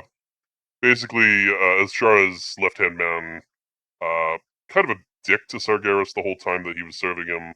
Sargeras first turned him into a tree and then into that thing. We'll come back to him. Got furry legs. He does. What is a satyr? Satyrs have furry legs. They're goat men. Mhm. So second plan, third part of the plan after he makes allegiance with Azshara, he's going to steal the demon soul. I mean the dragon soul. Now infused with dragon magic, and use it to close the portal himself. He knew he wasn't powerful enough to do that on his own, so he appealed to Sargeras himself at a burning pyre of fell fire. Now, Sargeras is not a dipshit. He knew that this elf was up to something, but he also saw the destiny in Illidan's golden eyes. So he burned them out of his Illidan's skull and filled his head with fellfire. Mm-hmm. Yeah. So That couldn't now, have felt good. oh, it looked like agony. This is an animated scene, and you hear him screaming. Mm. Um, so Illidan is now part demon and unconscious for a little bit. Ashura and her handmaiden, Lady Vaj. Don't ask me how to spell that. It is not Yonic. VASJJJJJ. Vashj. Oh. Nursed Illidan back to health, wrapped his eyes in an amber cloth. You'll see him in a black one later because it's like stained, I guess. The Legion claimed the demon soul for themselves, and Illidan regroups with his brother to blow the Well of Eternity to smithereens. So they blew up the Well of Eternity, and the world fucking explodes. In an event called the Sundering, continents split apart. The Well of Eternity turns into a vortex, which is ever sucking into Deepholm, which is the elemental plane of Earth, because essentially the pillar, the world pillar, remember me telling you about the world pillar? It's broken. Then this happens. This cutscene's awesome. Oh.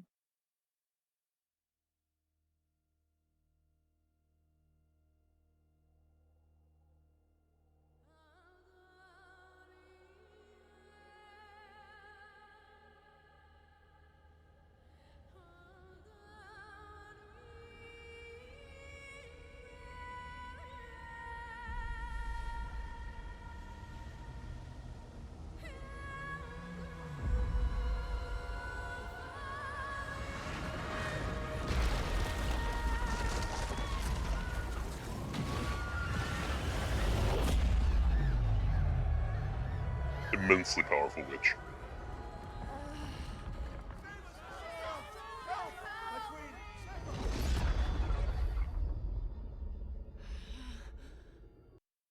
So this is the city of Suramar, which is the capital that was essentially perched right on the Well of Eternity.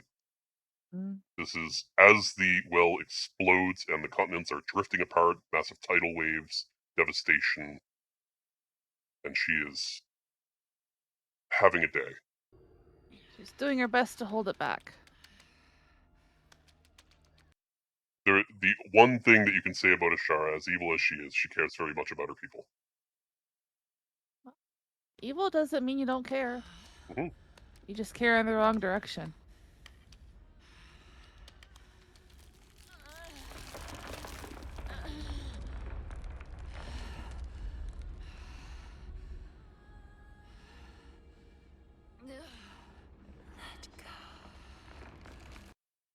So, some debate about whose voice that is.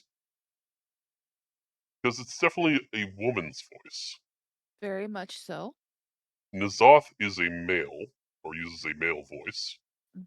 We'll come to him in a moment. Some have said that is her own voice being echoed back into her head. Some have claimed that is the voice of Azeroth, who we hear in the trailer for War Within. Just thought I'd point that out.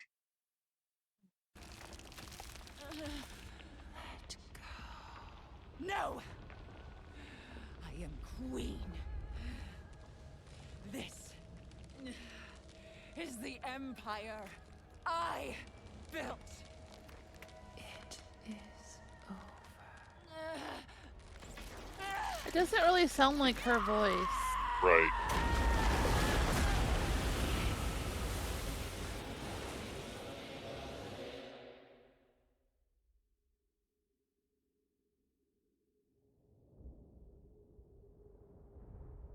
Glub glub.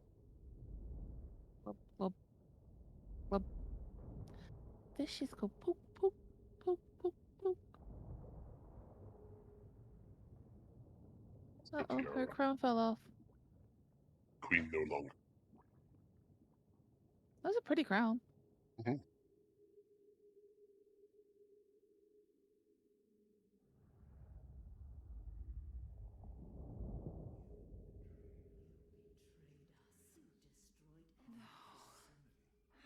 People.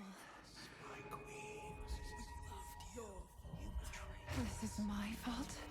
No. No. No. That's the de-evolution you're seeing. Hmm? You saw the de-evolution because they had no mana, much Mm-hmm. like they are now. Deal. I like deal. Who are you? Show yourself at once.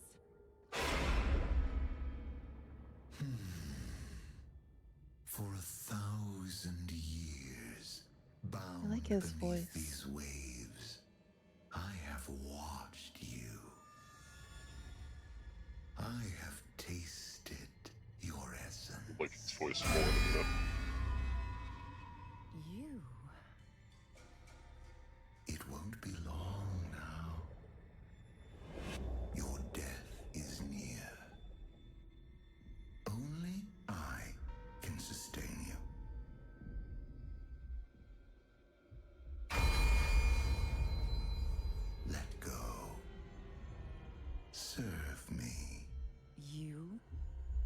You are nothing.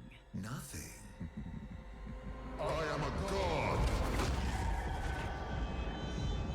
Before you walked this land, I ruled. Step on me. Magnificent. Serve me, and we will rebuild my empire.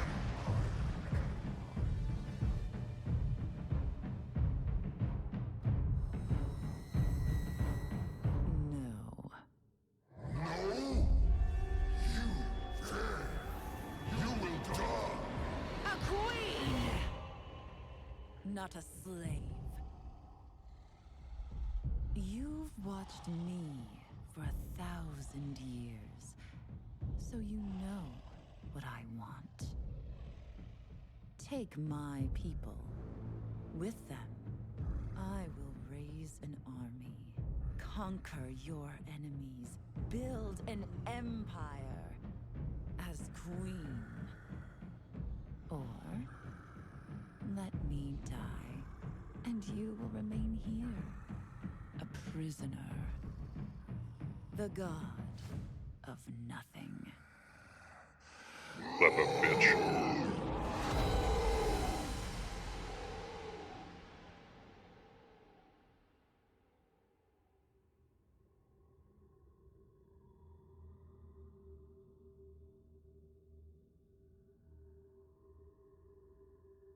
I love this scene. She has a deserved smirk on her face. But also still drowning, and nothing's A little happening. bit drowning. A little drowning. Hmm. Hmm? Uh-uh. Uh-oh, this isn't good. I pooped. Oh, it's getting dark. Oh no. A lot of drowning.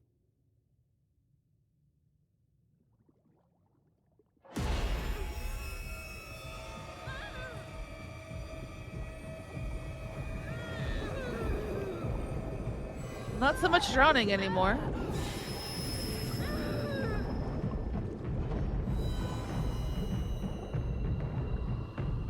So, plan to align herself with the demons. Didn't work out. Relationship with demons over. New relationship. Old god.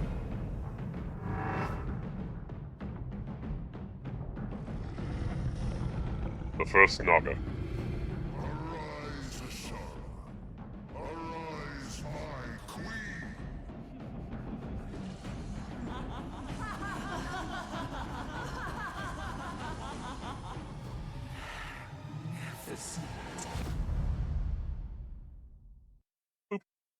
So Ashara is a Naga now.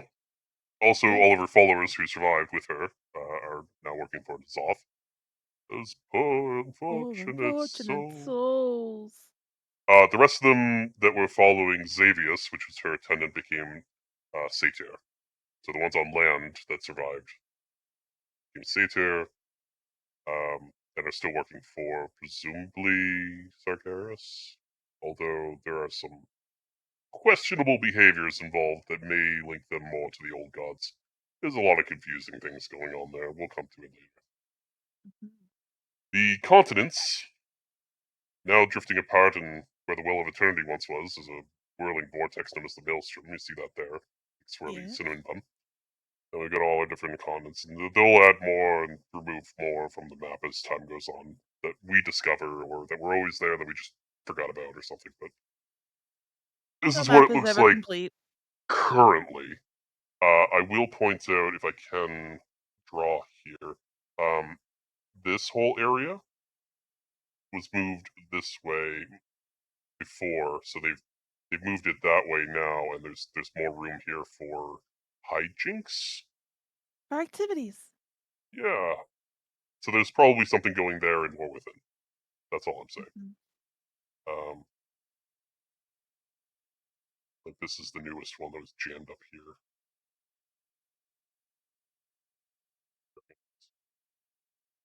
So I know that there is a break slide, but I gotta go pee. Tough. Uh, Fine. Okay. I'll be right back. Yeah, she does. I'm fucking streaming. I'm in the middle of a goddamn lecture. I didn't give you a fucking hall pass. Guess I can go to a BRB screen. Jesus Christ. I hear a giant void because I don't get to hear it when I do the BRB screen. No, you can just set it to monitor the audio, right?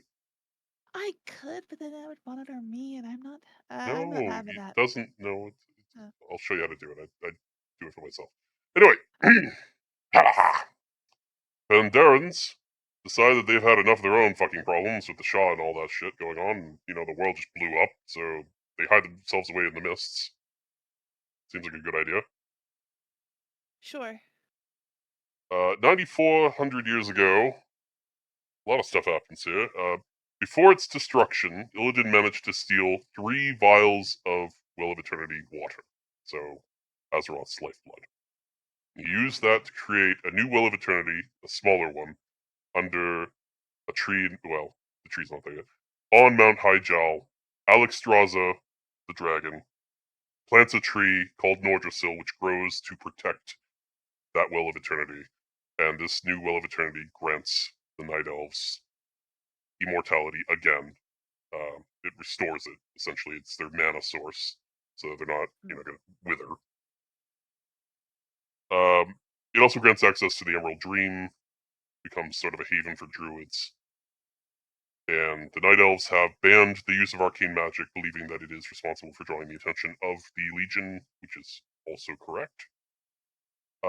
Druids and priests of ELUNE are the new bag, and also druids are becoming more popular.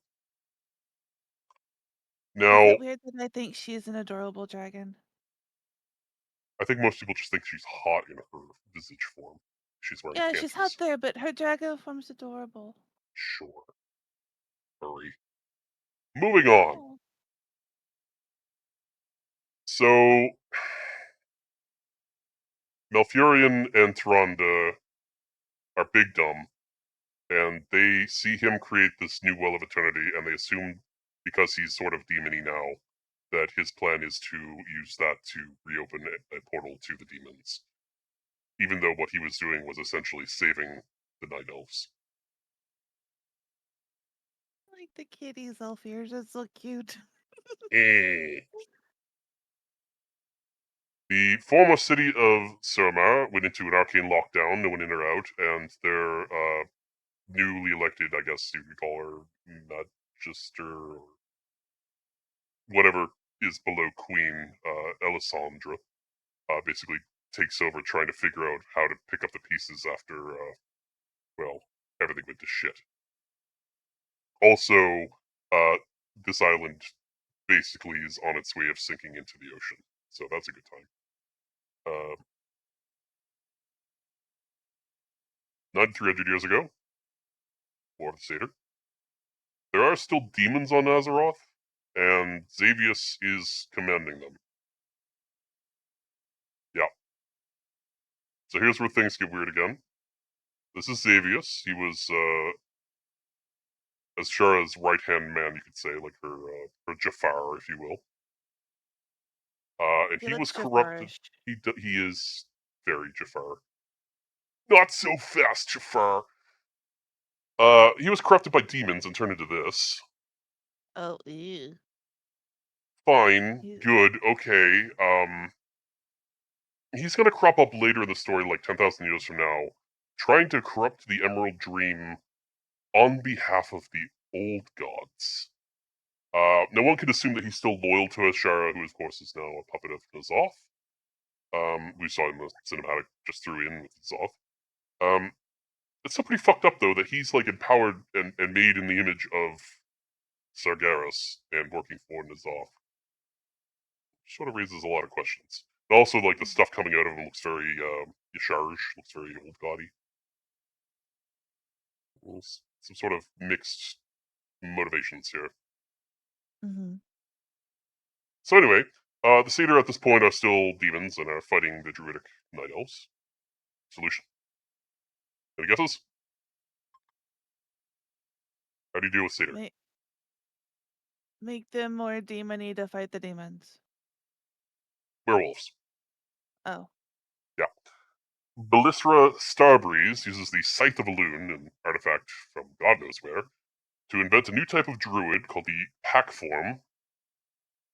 Druids of the Fang, I believe they're called, which are Worgen, devastatingly powerful werewolf form, who tear the Satyr army to shreds. Small problem, they are pretty much insane. Can't be stopped.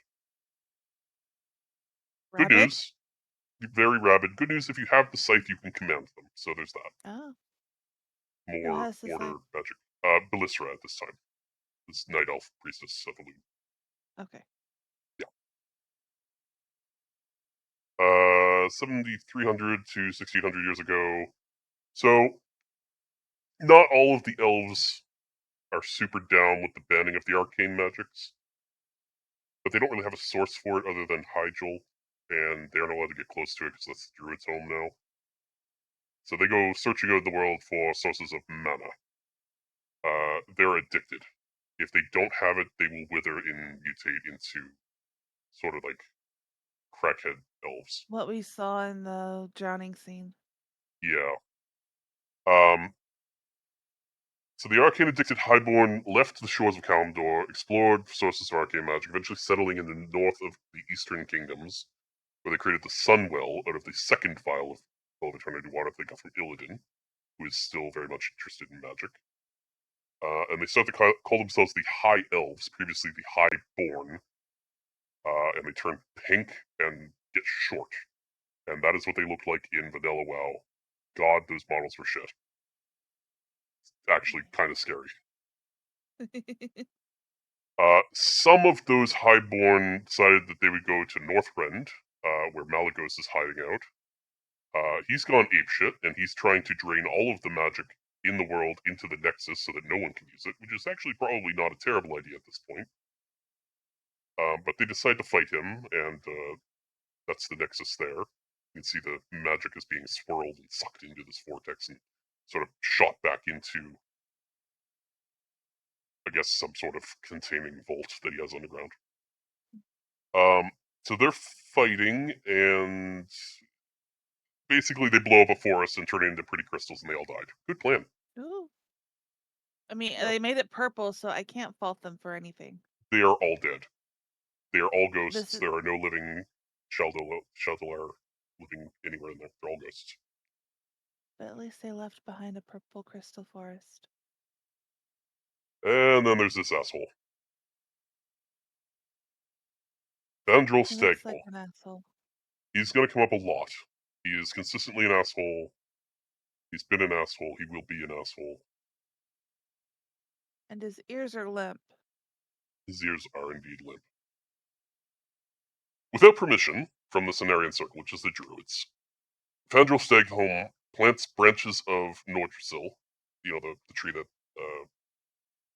Alexstrasza planted over the Wall of Eternity, takes branches from that, makes cuttings, plants them in Brightwood, Hinterlands, Feralis, Crystal Song Forest, which is the one you just saw blow up, Ashenvale, and the Grizzly Hills, in order to stop the Saronite from spreading. You remember Yogg-Saron's still bleeding, and that stuff's everywhere.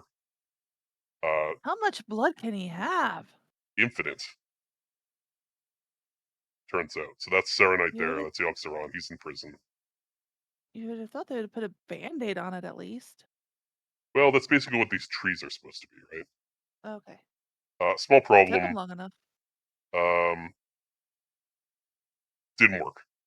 No. Grizzly Hill sapling, which is the one closest to Yogg-Saron's prison, grows into Andrasil and then falls over. Uh-oh. Well, they fell it, basically. They're like, oh, this is getting corrupted. It's going to get, old god tree. We don't want the old god to get into the Emerald Dream through the tree. So they chop it down. It falls over. Some furbolgs move in, make it their home. That's probably fine, living in an old god infested tree that has a Sure. connection directly to the Emerald Dream. I mean, That it's free real can't go estate. wrong at all. It's free real estate. Uh, I mean, if it's free, there's probably a reason. So 3,000 years ago, remember these fucking guys? Yeah, the burbs. Herbs. Yeah, these guys. So they're like high-tech civilization using solar magic. So that's cool for them, I guess. I sure hope nothing bad happens to them. Oh, something bad's gonna happen.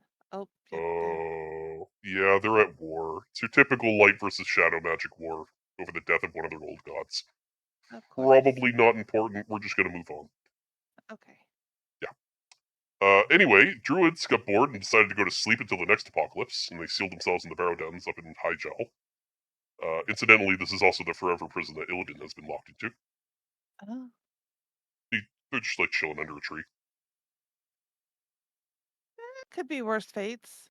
Yeah. Illidan's not too happy about it, but he's just sort of like down there meditating, I guess.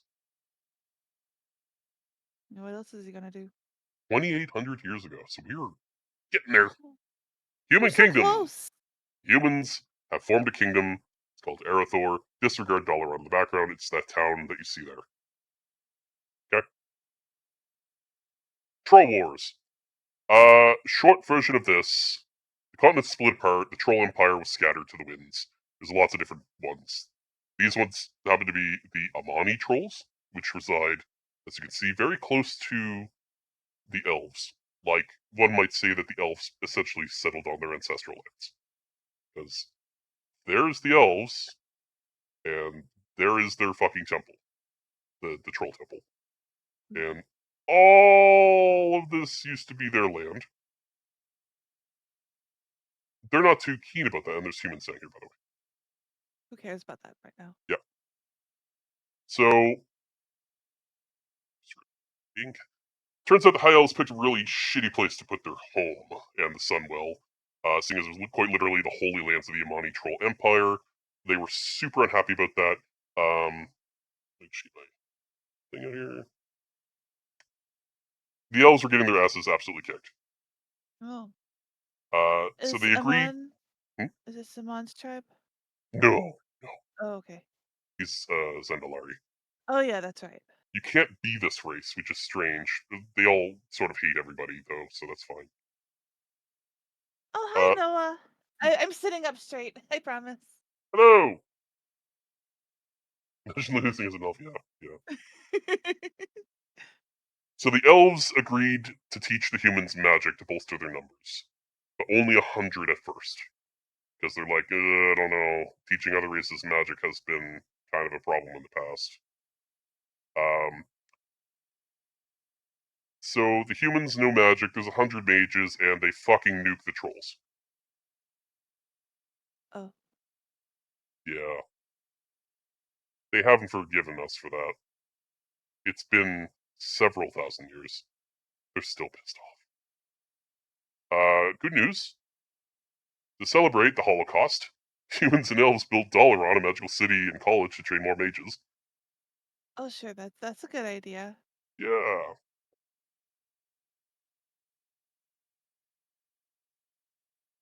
Kingdom of Arathor expands outward, so you can see they're starting to like build the human nations up north.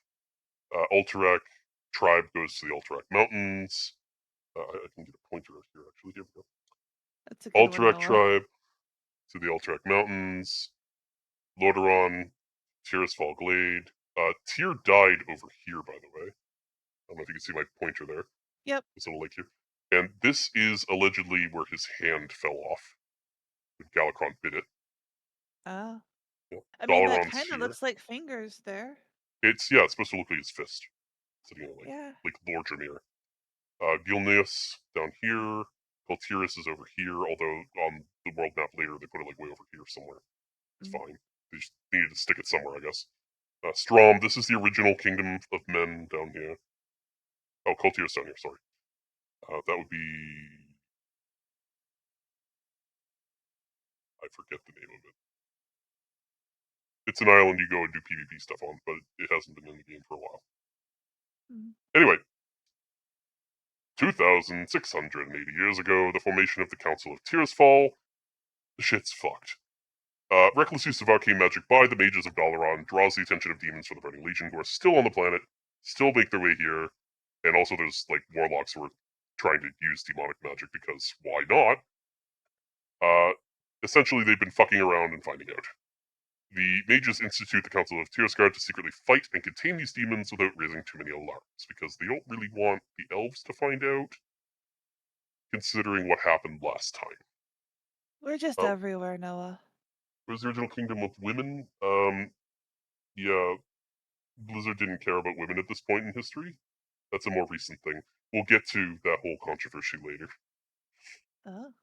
Yeah. Anyway, they create the Guardian Tears Fall. His power level is over 9,000. 9,000.5 or 9,001 over 9,000? Debatable. Okay. Elodie's pretty fucking powerful. Basically, they channel all of their magic into one being so that he's like a super mage. This one is a half-elf, so that's symbolic of the relationship between elves and humans at this point.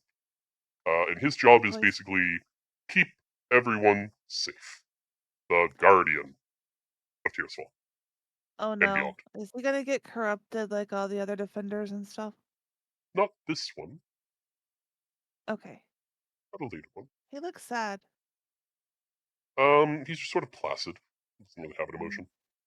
We Okay. only really see this guy as a ghost, so I don't know how he was as a person. He seemed okay. Dwarves are waking up, despite there being one in a previous image. So I'm just gonna back us up here just a hot second. That's a dwarf. Oh, I thought it was a gnome. That's a dwarf. It's a female dwarf.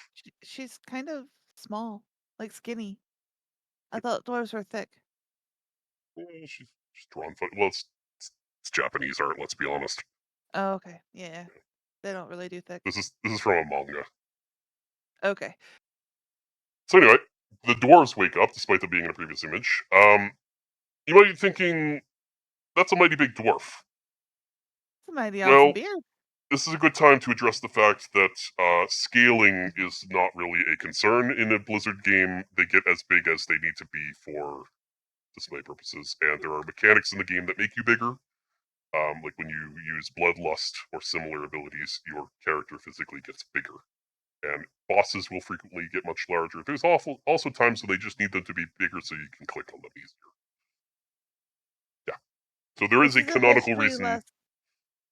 Oh, sorry. No, this is a history lesson from the very beginning of WoW up until we got a long way to go. Oh, yes. This is 2,500 years before the first game. For DOS. So, yeah. So the dwarves, they were originally the earthen. Obviously, they were made of stone by the Titans. They turned to flesh. They went dormant for a while to try and. Well, I think maybe Arcadius had something to do with that, but they just woke up. And they either built or renovated Ironforge, depending on who you ask. Some say it was already there as a Titan facility. Other people say they built it. It's whatever. It doesn't matter. What do you think? There is an old version underneath Ironforge. That is not the Ironforge that we can get to. It's most Do you likely think they that just that built was. it on top of the original one? Yeah, because the old one's made of like crystals and shit. Mm. I think it was an earthen facility, not necessarily Titan. But the earthen were doing something here. They didn't finish what they had set out to do. Because of the curse of flesh. 1,500 years ago, the Gurabashi trolls, those are the ones down south, they start worshipping this Deathaloa called Hakar, the blood god, who's going to be a big problem for us in about 1,500 years.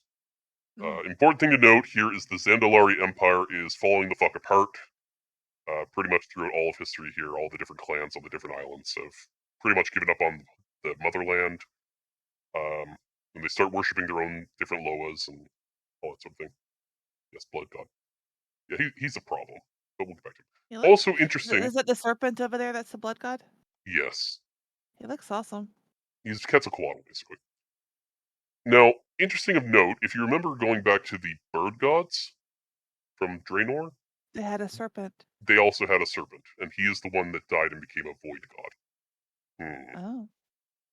Reused assets or thematic similarity? Hard to say. Do we find out? No. Oh. Still in 1,200 years ago.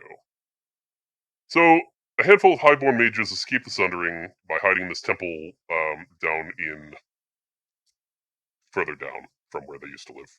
Doesn't matter. That temple is called Eldrathelas, I think. That's Sure. how it's Eldrathelas. They rename it Dire Mall because that's really hard to say. Anyway, Well, you're the one that speaks Hellish. yes. They're dabbling in all sorts of magic in lieu of anything arcane. Just anything. Void, druid, shadow, light, everything. It's literally sucking off demons. Literally and figuratively sucking off demons.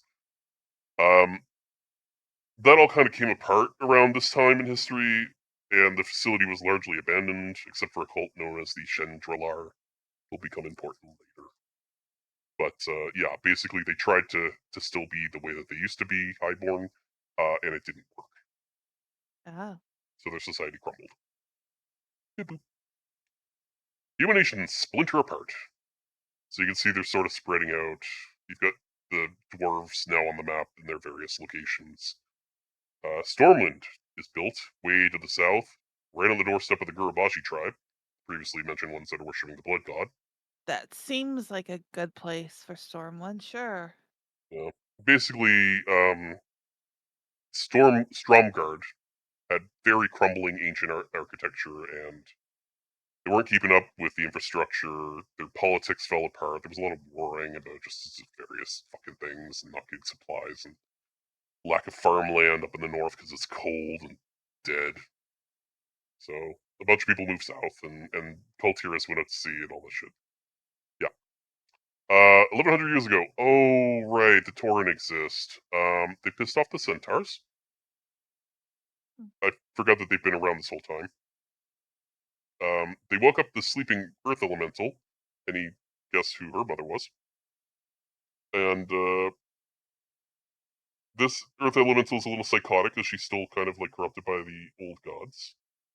And she fucked the son of Cenarius and made the Centaur. So there's a lot of just still more fucking Centaur fucking. Yeah. So the Tauren ancestral lands of Mishanshe turns into the worst zone of the game, known as Desolus. It's just a barren wasteland. It has a cool skeleton.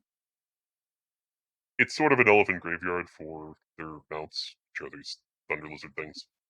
Aw, Yeah. that's sad. Back on Trino for a minute. 1,000 years ago, the bird guys taught ogres magic. That was a bad idea. Seems like it. You guessed it. Massive empire, enslaving everyone. That ogre So has 2 heads. that's what happens to ogre magi. They need 2 brains in order to do the magic. Because they only have 1 brain cell on each. That's right. Mm. 975 years ago, we're getting there, folks. Please stay with me. Or the Shifting Sands. The bug guys are still here. Remember them fighting the trolls? It's still going on. Can we just get some raid or something? Well, you see, what's happened here is that when the world blew up there a little while ago, Cthulhu's prison sort of broke a little bit. And he's now awake again Oh. in his prison of Ankh-Raj. The bugs, incidentally, are called the Karaji, being that they're from Ankh-Raj. Still in prison. He's got a shitload of bug people. He's been rebuilding his empire. In response, a large Night Elf force led by Andrel Staghelm, that fucking asshole again, attack the Karaji and attempt to push them back into Ankh-Raj. Trust me, he gets worse because his son dies in this attack. And that sort of pisses him off. I He mean, fair. literally watches his son get slashed to pieces by a bug. That's fair. Who wouldn't go insane after seeing that? So the bugs have pushed the Night Elves back into another zone and another zone and another zone and another zone. They're everywhere. They get a little too close to the Caverns of Time where the Bronze Dragons are sleeping. That woke them up. They weren't happy about it. Big problem here. So just a what if scenario here. If the bugs manage to get into the Caverns of Time, we'd basically have the forces of the old gods capable of time travel. That seems like a bad thing. Very bad. Yeah. I feel like the books in the game do a bad job of representing how big a threat that was. Anyway, the dragons are now involved in the fight. A lot of them die. Bandrol and his allies use their powers to create a massive and impenetrable wall around the fortress of Encourage, called the Scarab Wall. The only way to open the wall would be through the use of the Scepter of the Shifting Sands, seen here, and a gong. In a rage, Fandral shattered the scepter into 1,000 pieces, scattering the pieces across the globe. One might ask the question why you would make a key to open it in the first place, but Fandral's an asshole. Next slide. We're also just not going to address the fact that there's no roof over this fortress, and most of those bugs can fly. Because magic. But if you put a bee in a glass, they're not gonna fly up and out of it. They're gonna try and go through the glass. They're stupid. These are very intelligent bugs. Apparently not. 823 years ago, Egwin, the current guardian of Tirisfal, travels to Northrend to fight the Avatar of Sargeras, who has just been around since the Burning Legion invaded. It's been chilling somewhere. Yeah. Hmm. She's got a staff there called Aluneth, which is made out of a arcane elemental. We don't know what the fuck that's about, but apparently it's extremely powerful. I have it in my bank. Oh. Yeah. Uh, sort of like a Titanic keeper that he made himself during the War of the Ancients. So it's like it's not him. It's like Tyr is to Norganon. It's just like a avatar, but he's possessing it essentially. It's got a piece of his soul in it. She wins, and she manages to drag his corpse down to Suramar. Remember, that's the Elven city. And she puts him in a tomb underneath a former temple of ELUNE for some reason, which is now dubbed the Tomb of Sargeras. This is a very important location that will become relevant later. Okay. Small problem. He possessed her. Mm. Oh, she's what's its face's mommy, isn't she? 600 years ago, Egwin fucks off. So she's now quite old, and she's been guardian for a while, and decides, I'm just going to stay guardian. Partly due to concerns that the Council of Tirisfal is meddling with politics in different nations, and partly due to Sargeras being in her brain. She builds Karazhan. It's a secret abode in the middle of nowhere, just sort of close to Stormwind, but far enough away to not be bothered by their politics. And far enough away also that the Tirisgard Council can't find her. They look for her. Eventually, she moves out of Karazhan and moves into the Tomb of Sargeras for a while, just to get away from them. The Council of Tirisfal, understandably concerned that there's a term limit here. Like, we'd like to hold an election and get like another guardian because you're kind of creeping us out a little bit. Moving on. Come back to her. 400 years ago, the Red Pox. The orcs lay siege to the ogre capital of Goria to try and free themselves from slavery. The ogre imperator Moloch and his sorcerers create the Red Pox, which begins to spread among the orcs. It's sort of like COVID, it makes you really weak. Nelgarm, an elder shaman of the Shadow Moon Orc clan, and his fellow shaman convince the elements to essentially nuke Goria. So goodbye, ogre capital. There are still ogres, but their city is toast. Also, most of their books, like magical artifacts, are gone. So that did a number on them. Hi, Deva. You've You missed so miss so much. much. You'll have to watch the VOD. Yes. It'll be around for as long as YouTube's around, because it'll eventually get uploaded there. Oh, I hope the dogs are doing okay. Also back on Azeroth, the last Gnome King, King Mechagon, leads his people to become robots again for some reason. They suck. Moving on. Yes, Reaper is the quest giver. 230 years ago, we're getting there. We are. War of the Three Hammers. Long story short, the dwarves have a bit of a shake-up in politics and split into three clans: Bronzebeard in Ironforge, Wildhammer in the Hinterlands, Dark Iron in Blackrock Mountain. Is There's this on also the around. manga as well? There's different manga. This image. Yeah, there's Okay. different manga. It's also around the same time that Dark Iron had a stroke there. Dark Iron dwarves tap into the Firelands and start talking to Ragnaros, who is driving them sort of insane.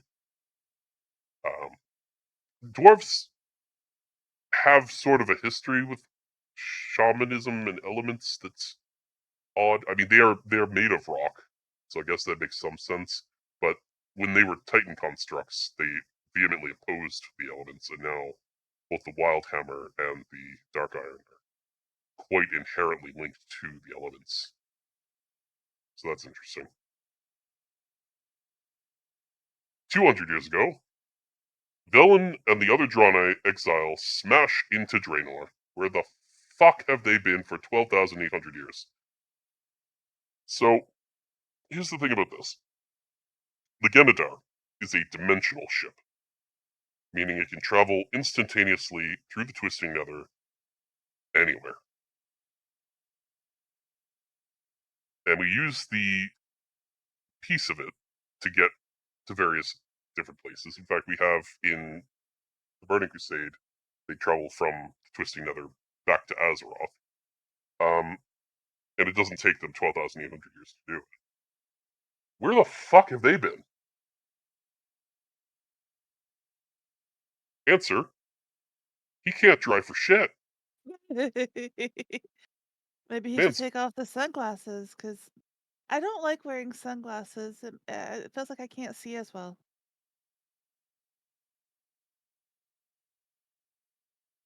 Also, we should be playing in the next couple of weeks, yeah, Deva. but there is an So, event going on right now. It doesn't matter. You just get that horse that I showed you. oh, is it the fiery horse or the not fiery horse? Fiery horse. Yep. Oh, I like the fiery horse. Oh well. So, anyway, 195 years ago, the Draenei established the city of Shatrath on Draenor. Some people pronounce it Shatarath. I don't know where they get the extra A from. It is separately Shatrath. So they established a city pretty much exactly where Goria used to be, so the ogre capital. I'm sure the ogres loved that. Oh, absolutely, I'm sure. They also built the tombs of Akadun and Akanai, essentially because a dying Naru is attracting the souls of the dead orcs. Sure, that's normal things that happen. Just build a tomb around your deity of light, which is now becoming a void entity and attracting the dead. That's fine. They also build a temple, Karabor. These guys are just really making themselves at home, huh? Yeah, just digging right in. Yeah. And then this shit happens. The Shadow Moon. That looks like an ELUNE baby. It is a Naru, yes. Okay. Yeah. This is one that they ejected from the ship because it was going void, and it was just kind of in orbit for a while. Mm. The Shadow Moon orcs begin to worship the darkened Naru Kara. That is the one that you'll recall Velen called out to get the Genadar in the first place. Well, she has drained all of her energy and is turning dark. She's in orbit, and the orcs can see her, and they call her the Dark Star. They pretty quickly outlaw that behavior because she's a void entity and she's making them insane. Eh, That's probably fine. she is really pretty though. Yeah, sure. It's sad that she's making things insane. Yeah, she's dying She can come back. as a void entity. No, you said they can come back to light too. They can be purified, but it takes a Yeah. lot. Anyway, Mm. goblins. Oh, so close. Only 100 years. That's right. I mean, they've been around. The goblins came around about the same time as the gnomes. They were one of Mimiron's experiments. They're actually a devolved form of gnome, if you can believe that. But important to note that 100 years ago, they got their freedom from the Zandalari trolls. Previously, they had been slaves. They mined out a ore called Kajamite, which is potentially part of Azeroth's soul. We're not really sure, and it gave them massive intelligence. And that's how they became tinkers, sort of, much like the gnomes. 75 years ago, no war. No, seriously, stop laughing. This happened. This was an actual threat that almost toppled Stormwind City like less than a human lifetime ago. King Baratheon Rin of Stormwind defeats Garfang and his Gnoll armies. Yes, these fucking guys. This was an actual threat that almost wiped out humanity in Stormwind. I mean, it does look like his axe cleaved a skull in half, so. Yep. There are still gnolls in the area, and they have tents made of human skin that you can see faces on. Yes, Augur is a direct descendant of Garfang. 45 years ago, Egwin has returned to Karazhan and met Neela Saran, who was sent to spy on her from the Council of Tearsfall. That's him. She's still possessed with Sargeras' soul, and they fuck, and they have Medivh, who now has Sargeras' Yeah. soul. That was what's his face. I forgot his name. Yeah, so Sargeras' soul has left Egwin and is now inside of Medivh. So I'm sure Egwin's feeling better, but slightly concerned about her son. Probably. Yeah.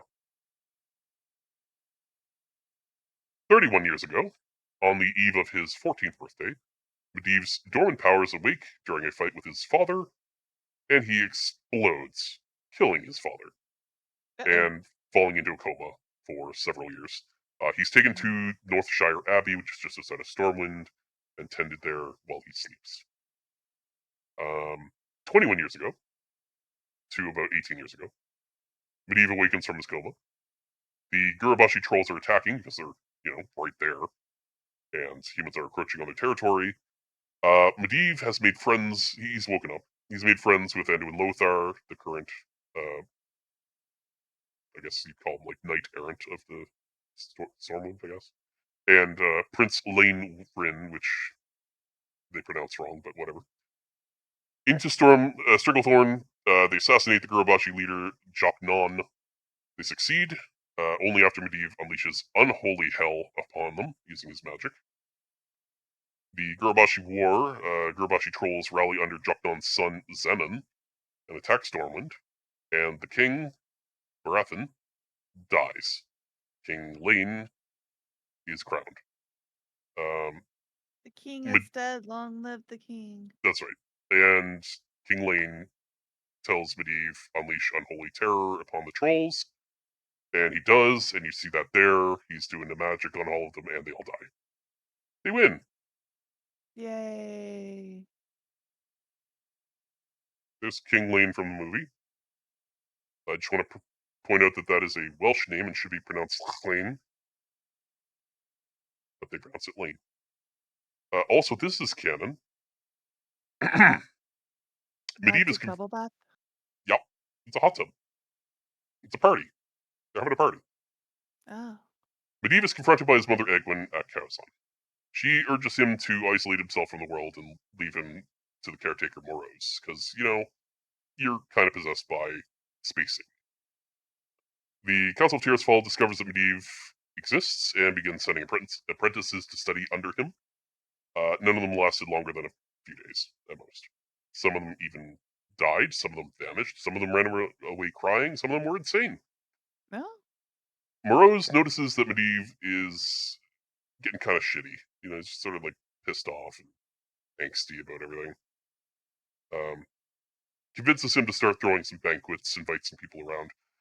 Medivh is very strategic about this, however. He doesn't want friends, so he invites shitty people, like really shitty nobles from Stormwind who have no business being in his inner circle, and knows that at least if he invites the shitty people, he knows he can't trust any of them, as opposed to trusting people and then them betraying him. He's just sure all of these people are shitty, then he knows what he's dealing with. Make sense? Yeah. 10 years ago, we're getting there. It was 10 years before the first game, I should say. The Burning Legion finally found the Draenei. And we have a cutscene.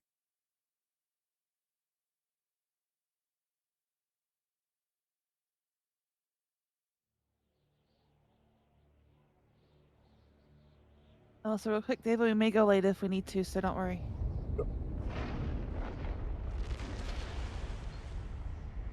We're getting there. Car adventure.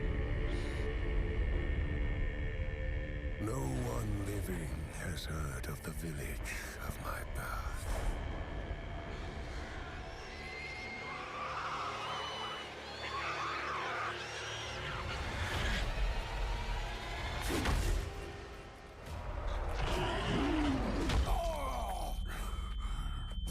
Damn, you pathetic wretch! Long have you refused your place in this clan. Now, we rid ourselves of your filth once and for all. Get it over with. So, even now you test me! Enough! I have tried to help him find his place among us. I failed. Gul'dan, there's nothing more I can do for you. But no, I have always believed there is greatness within you. Seek out the throne of the elements. Perhaps there you will find your destiny. Begone, cripple! You are cast out. In the wastes, you will understand what it means to have no people.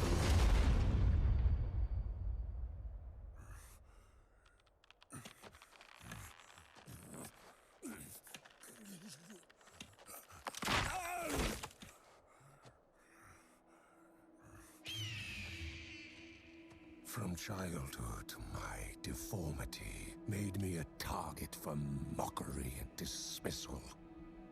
I knew I was meant for more than the clan would ever allow of me, and I hated them for it. But after months, alone and starving, I began to consider that the safety and shelter of a clan might be better than endless suffering.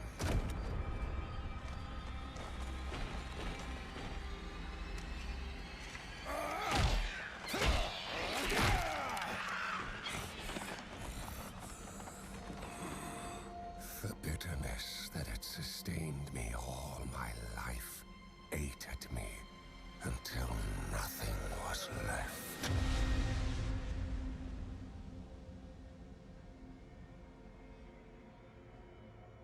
In my weakness, the words of the old shaman pierced the cold. Seek out the throne of the elements.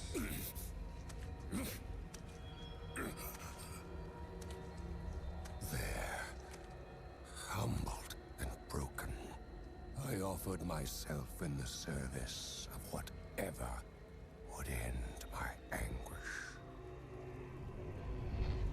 But he should have just died, right? We'll get there.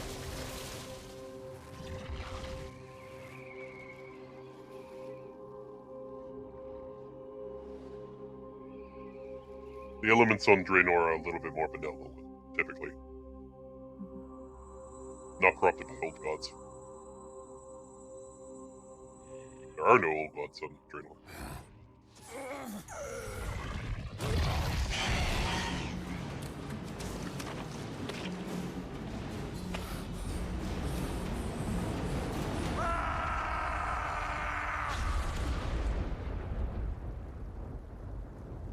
They didn't like him. Nope. The elements abandoned me.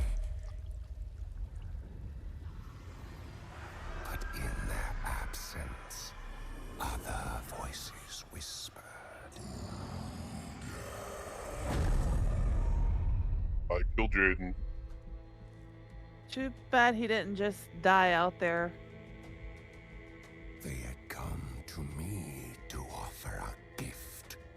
In return, I would become the harbinger of their fury. Gul'dan. How dare you return here? You may never rejoin your people. My people. I have no people! Toasty! I would never again grovel for a place in this world. Instead, I would forge a world that would grovel before me. Thank you. I found my destiny. Glowing red eyes is usually a bad thing.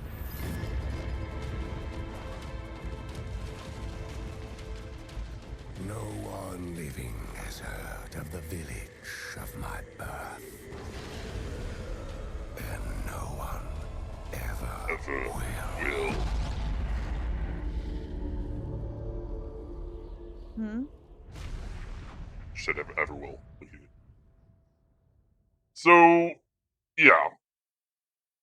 Basically, Gul'dan was born crippled, sought the elements, they did not answer his cries, and killed Jaden, the Eridar demon lord of the Bardic Legion, did.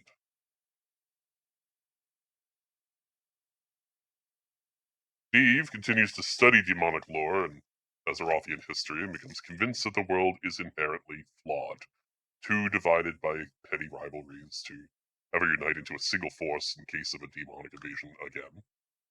And He's not concludes, completely wrong. no. He concludes that he needs an army to change things, begins venturing into the cosmos, eventually discovering Draenor and the orcs. 8 years prior to the first game.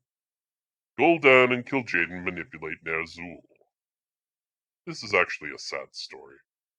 So you have Ner'zhul, very potent shaman of the Shadowmoon clan, the ones that previously had dabbled with void stuff because of the dying Naru. His wife died, and he would very much like to talk to her, but the elements are not playing nice anymore for various reasons. Chiefly because the demons are involved in manipulating them. So Kil'jaeden appears to Ner'zhul in the form of his ghostly wife, and convinces him to kill the Blade Wind clan, to blame it on the Draenei, starting a war between the orcs and the Draenei. This essentially begins the Horde, as they combine their forces and elect a war chief to fight against the Draenei, who they see as a very formidable threat because the Draenei are extremely technologically advanced, and the orcs primarily have like a catapult that launches rocks. Very primitive. But they do have magic. So the genocide begins. Akadun is destroyed. Shatrath is toppled. And Draenei people are getting fucked. Made much worse by the fact that Gul'dan has been giving them Mandaroth's blood, the blood of demons, and turning them into fell orcs, essentially. Making the brown orcs green. That's right. The clan chieftains unanimously vote Blackhand as their war chief. Warlocks begin magically aging children up to fighting age, which is actually only like 11 or 12, but they look like adults. They just age really fast. Orc skin, like you say, turns green. The Ogre Magi Cho'Gall joins the Horde, but he has ulterior motives for doing so that we'll get to later. Also, the land is dying to an unknown pestilence. Plants are receding, the ground is becoming desert. It's the fill magic. I'm gonna blame Gul'dan on this. Uh-huh. And they start They killed him. building the Dark Portal. There's some kind of misconstrued beliefs about what exactly went into this. The movie makes it pretty clear that they are sacrificing Draenei to power the portal, and there are a road made of their skeletons leading all the way from the Dark Portal back to Chandra. So, probably. Medivh appears to the Gul'dan mostly, and the Shadow Council also, which is Ner'zhul and some others.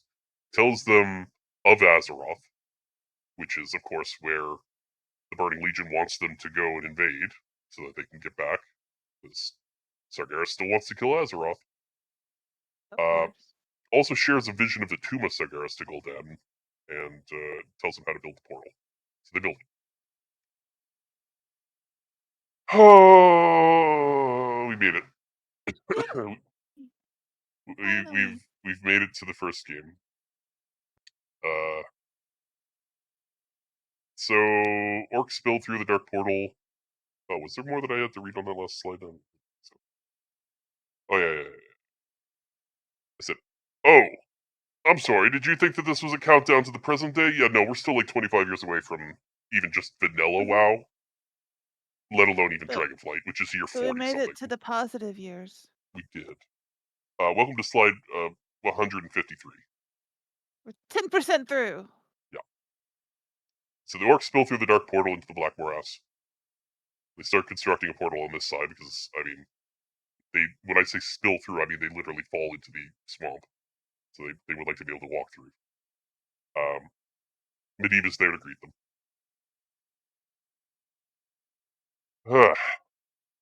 Medivh finally accepts an apprentice in the form of Khadgar, who he knows is spying on him, but he has... Yes, well, he's not Khadgar yet. Oh. He's little boy guard. Mm.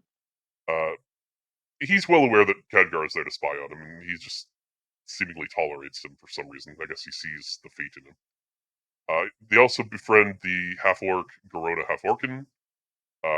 Debatable whether she's half human and Medivh's daughter, which is one side of the canon, I believe the movie canon, or if she's part Draenei, which I believe is the more canonical version. Either way, she's a spy sent by Gul'dan. So he's being spied on by both the Council of Tirisfal and by the orcs, and he knows. Okay, so the war itself kicks off, and we have a fair bit to cover, so let's speed through the shit. I would like to get this done tonight if possible. Okay. Cutscene. Oh, okay. In the Age of Chaos, two factions battled for dominance. The kingdom of Azeroth was a prosperous one. The humans who dwelled there turned the land into a paradise. The Knights of Stormwind and the clerics of Norsha Abbey roamed far and wide, serving the king's people with honor and justice. The well-trained armies of the king maintained a lasting peace for many generations. Then came the Orcish hordes. No one knew where these creatures came from, shit. and none were prepared for the terror that they spawned. Their warriors wielded axe and spear with deadly proficiency, while others rode dark wolves as black as the moonless night. Unimagined were the destructive powers of their evil magics, derived from the fires of the underworld. Not canon, but sort of. With an ingenious arsenal of weaponry and powerful magic. Just briefly, the first game, and well into the second game as well, they used to refer to, like, the Holy Light and God and Hell a lot. Assume when they say that you're talking about early human lore before they came to understand light and the Shadowlands and Fel and that sort of stuff. Sort of canon. When I said it's so shit, it was like, it's just the quality is It's so really shit, bad. it's so old. Yeah. But yeah, when they say, like, God or the underworld or that sort of thing, it is canon, but it's basically like the in-canon universe misunderstanding of religion. It's not actually how things work. These two forces collide in a contest of cunning, intellect, and brute strength, with the victor claiming dominance over the whole of Azeroth. Welcome to the world of Warcraft. So, orcs attack neighboring communities around Stormwind on their way to the north. They don't have a real big plan other than Gul'dan really wants to get to the Tomb of Sargeras. He doesn't know where it is. He's only seen a vision of it. But he knows it's not here. Does Medivh know where it is? Oh, yes. The Frostwolf clan gets kicked out for being disobedient. I don't believe they drank Manaroth's blood, but they did turn green just from proximity to fell magic, which really upset them. You can also see that they have a babu in the background. Yes. Oh, and he's not happy. He'll come back to him in a minute. Humans retaliate. So it's a war. They're fighting. It's a craft of war in the world. Year 1. Now we're in the positives. Oh. Cho'Gall starts hearing the whispers of an old god, and he just fucks off for a while. The Frostwolves head far to the north. Basically, once they got kicked out, Orgrim Doomhammer kind of visited the Frostwolf clan and was like, okay, guys, look, I know you guys aren't in this fight. Just go hide. We'll come get you once this is all over. You know, we'll take over, we'll kill these squishy little pink guys, and then we'll come get you and we'll sort all this out. Just go hide for a little while. Because they're friends. Goel is born. Aww. He's born to Draka and Duratan, chieftain of the Frostwolf clan. He is born green and sickly, despite neither of them drinking the blood of Manaroth. This upset them, because orcs are usually brown, and he is not. No, he's very not. Agents of Gul'dan from the Shadow Council track down Draka and Duratan and murder them, making Goel an orphan. In her dying breath, she puts him in a little basket and sends him down a river, where he is discovered by a human lieutenant of the army of Lordaeron far to the north, not involved in the Stormwind fight, named Aedelus Blackmore. More on him later. Probably next week. Province of Redridge falls to the Horde, because it's directly north from where they were coming into Azeroth.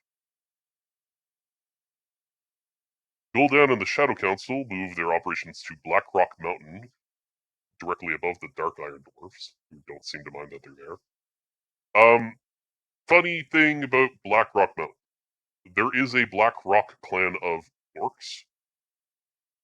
I believe the original intention was that they took their name from this mountain, but that has since been retconned. They were always called Blackrock. Blackrock Mountain was always also called Blackrock Mountain. I So believe it the was just a current coincidence. yes, I believe the current lore is that they found out that it was called Blackrock Mountain, and then they were like, "It's fated. This is our new land." They just decided to set up shop there. It's kind of a shitty place to set up shop, considering it's a volcano, very extremely active, and populated by black dragons and dark iron dwarves who aren't really super keen on them being there, but don't seem to really do anything about it. Anyway, the Horde leads its first assault against Stormwind, and when Lothar flanks and pushes them into a retreat. So they get pretty much humiliated on their first attack. Garona is allowed into Stormwind Keep on the word of Khadgar, who seems to trust her, to warn King Lane of Medivh's treachery. You know, it's just figured out that Medivh's not on the level, and he's actually part of this whole thing, summoning the orcs to Azeroth. Khadgar and Garona venture into Karazhan to confront Medivh, who has become completely controlled by Sargeras at this point, and really off his rocker. Really wants to open the Tomb of Sargeras, wants Gul'dan to do it for him. Hasn't yet told Gul'dan where it is. But Gul'dan is watching through Garona's eyes to try and learn the location of the Tomb of Sargeras, and he does. Oh. Khadgar and Garona... But that's not a good thing. No. Khadgar and Garona do battle against Medivh. Medivh unleashes fell magic that drains the life from Khadgar, making him an old man. He is now officially Dadgar. He's only like 17 in this, but he's aged to look like he's in his 50s, so Poor guy. that sucks. Medivh is killed, and a catastrophic explosion cascades outward, turning the areas of the Deadwind Pass into rocky grey crags and turning Brightwood, the neighboring town, into Duskwood, the haunted spooky place. Yay, Spoopy Woods. And Gul'dan falls into a coma, from which he cannot be roused. Why don't they just kill him? Well, he's sort of powerful and they need him. The Shadow Council protects him, basically. With the Shadow Council weakened, however, and his friend dead, Blackhand has died. Orgrim Doomhammer, I'm sorry, he hasn't died. Lost my train of thought here. Duratan is dead. That's Orgrim's friend. Okay.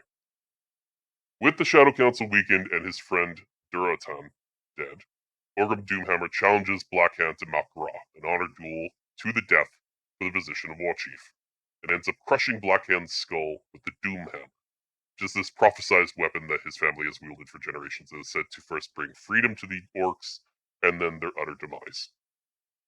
Uh-oh. Here we go. The Horde besieges Stormwind for a second time. They win this time. Garona and Khadgar return to King Lane in Stormwind to inform him of Medivh's death, and Garona wigs out because of Gul'dan's sorcery, even though he's in a coma, and she kills the king.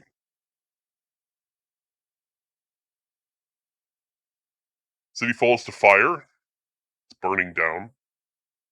Lothar and his forces gather what refugees they can, and they flee north towards Lordaeron to seek refuge, burning the remaining ships so the hordes can't follow, because they actually don't know how to build ships.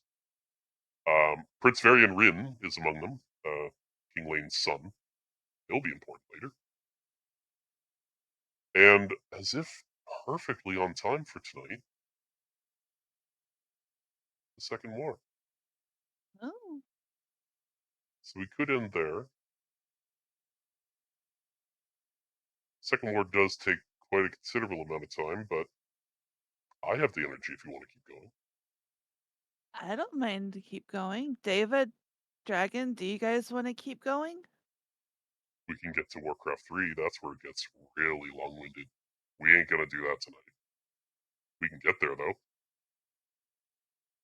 Alright. Cutscene!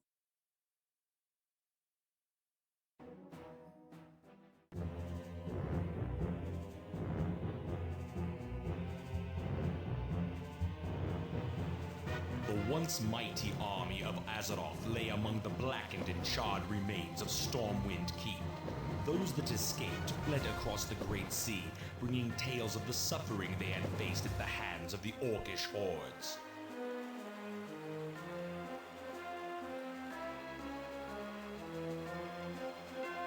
Such graphics. Beautiful. I love the 8 Eager pixels. to engage in battle once again, the orcs constructed ships of war to bear them across the Great Sea. They had to learn how to make ships first.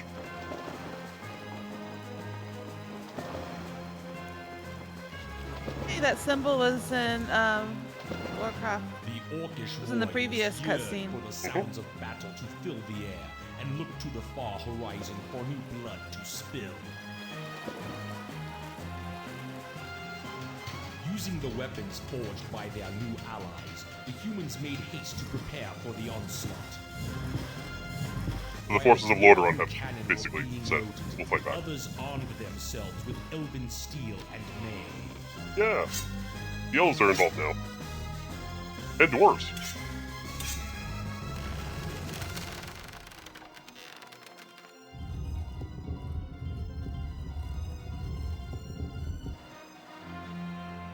Now, united in arms with new allies against a common foe, mankind stands at the shores of destiny and awaits the coming of the Tides of Darkness. Name drop. He said the thing. Okay. Now, question. Yes. Stormwind is on the coast, right? It is on the coast. How the frick can you have a civilization on the coast and not know how to build ships. No, sorry, the orcs did not know how to build ships. Oh, okay. I was Yeah, confused. Okay. That makes more sense. yeah.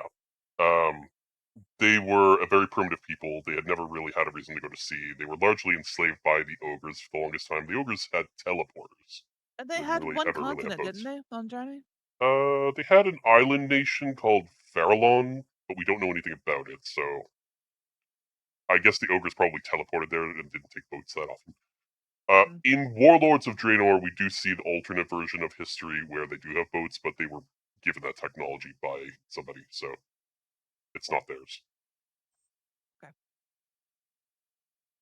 Fresh off their victory in overthrowing Stormwind, Orgrim regroups the Horde under himself as war chief. He interrogates Corona about the Shadow Council, finds that they are hidden in the Blackrock Mountain. He marches the Horde through.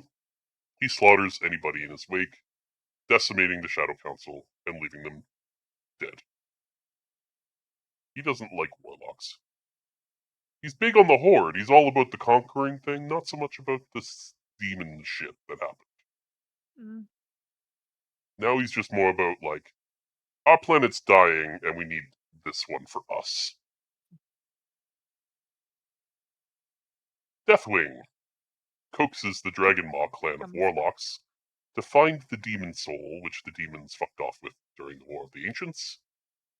Alexstrasza senses this and comes to investigate. More on her later. Lothar, leading Stormwind's refugees, arrives in Lordaeron. Incidentally, this is also where Arthas Menethil and Varian Rin become friends. They're just little boys at this point. They'll become important later. He summons the Seven Nations. In response to Lothar's urging, they form the Council of the Seven Nations. That is them there. Lothar is an old man now. I don't know what happened. I guess he just aged really rapidly from war. That's him with the golden thing on his shoulder. Oh. Kultiris. Okay. Mm-hmm. Stormwind. Aratar. Lordaeron. Vilnius. Dalaran. Ultrak. Now you know. Now I know. I won't remember it, but I know right now. Yep. Toggle my pen off. The Horde gathers resources and plans the next conquest in pursuit of the refugees that fled from Stormwind. They want to kill them. Gul'dan wakes up and immediately submits to Orgrim, who threatens to smash his head with a big fucking hammer. Offers his services to the War Chief. War Chief's like not super interested, but also warlocks are powerful, so he's like, yeah, what the fuck, I don't care. But I'm watching you. Better to have him on my side than at my back. Right. Gul'dan creates the first Death Knights. Basically, his Shadow Council's dead, but also so are a lot of humans. So he takes the orc souls and he puts them in the dead humans, thus creating the Death Knights. Mm-hmm. The Horde pushes north, conquers Khaz-Modan, trapping the dwarves and the gnomes inside of Ironforge and Nomergon, respectively. They're not prepared for that, really. They haven't fought anything in a very long time, other than themselves. Orgrim builds the Orcish fleet in the present-day Menethil Harbor, which is mean. That is literally Lordaeron's former capital. Yeah, so now they have boats. They plan to sail around the Thandlespan into Hillsbrad, just sort of like around the cape up north, just avoiding a whole lot of Wildhammer dwarves. Council of Seven unanimously vote to form the Alliance of Lordaeron. So now we have our name, the Alliance. Young Arthas Menethil, son of King Tyrannus Menethil, the surviving heir apparent King Varian Rin become close friends, running around. There's a whole book about it. They're chums. Cool. The Order of the Silver Hand is formed and begins training the first paladins. Yes, the Silver Hand is a reference to Tyr. Should probably take a moment to talk about the Light. The humans started worshipping the light a fair bit before the first war. They had some visions granted to them by angelic beings, which is sort of retconned to be Naru, I guess. We're not sure. There's not really a lot of documentation about that, actually. They also spread their religion to the dwarves, who were fine with it. I don't think that they really latched on until much later. No one's really sure how they came to learn about the light. Elves regard the light as well, but they draw their power from the sun well, which is obviously the well of eternity waters that they brought with them. They don't know about Naru yet, so their religion's all kind of fucked up for now.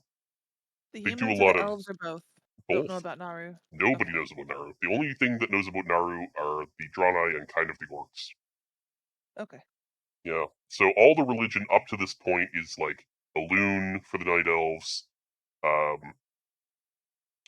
Loa and Wild Gods, the Sunwell, which they don't really regard as a holy relic so much as just like it's a source of magic. And that they know that light is like a domain of magic, but they don't know where it comes from. And the humans are just like, God, angels. They just made a bunch of shit up that they'll work on in a minute.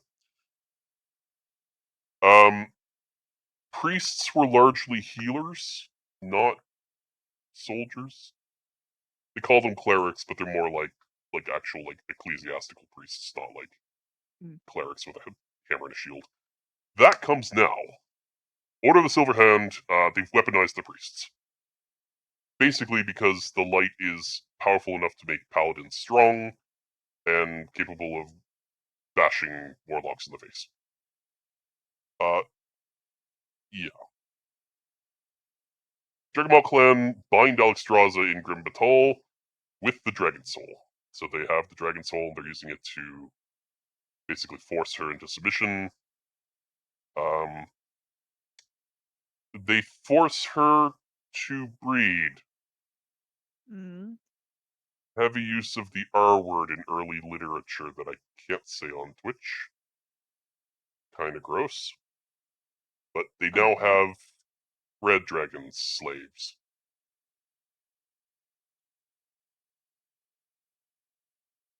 Now, are they full red dragons or like half red dragons? Because where did they get the boy red Well, dragons?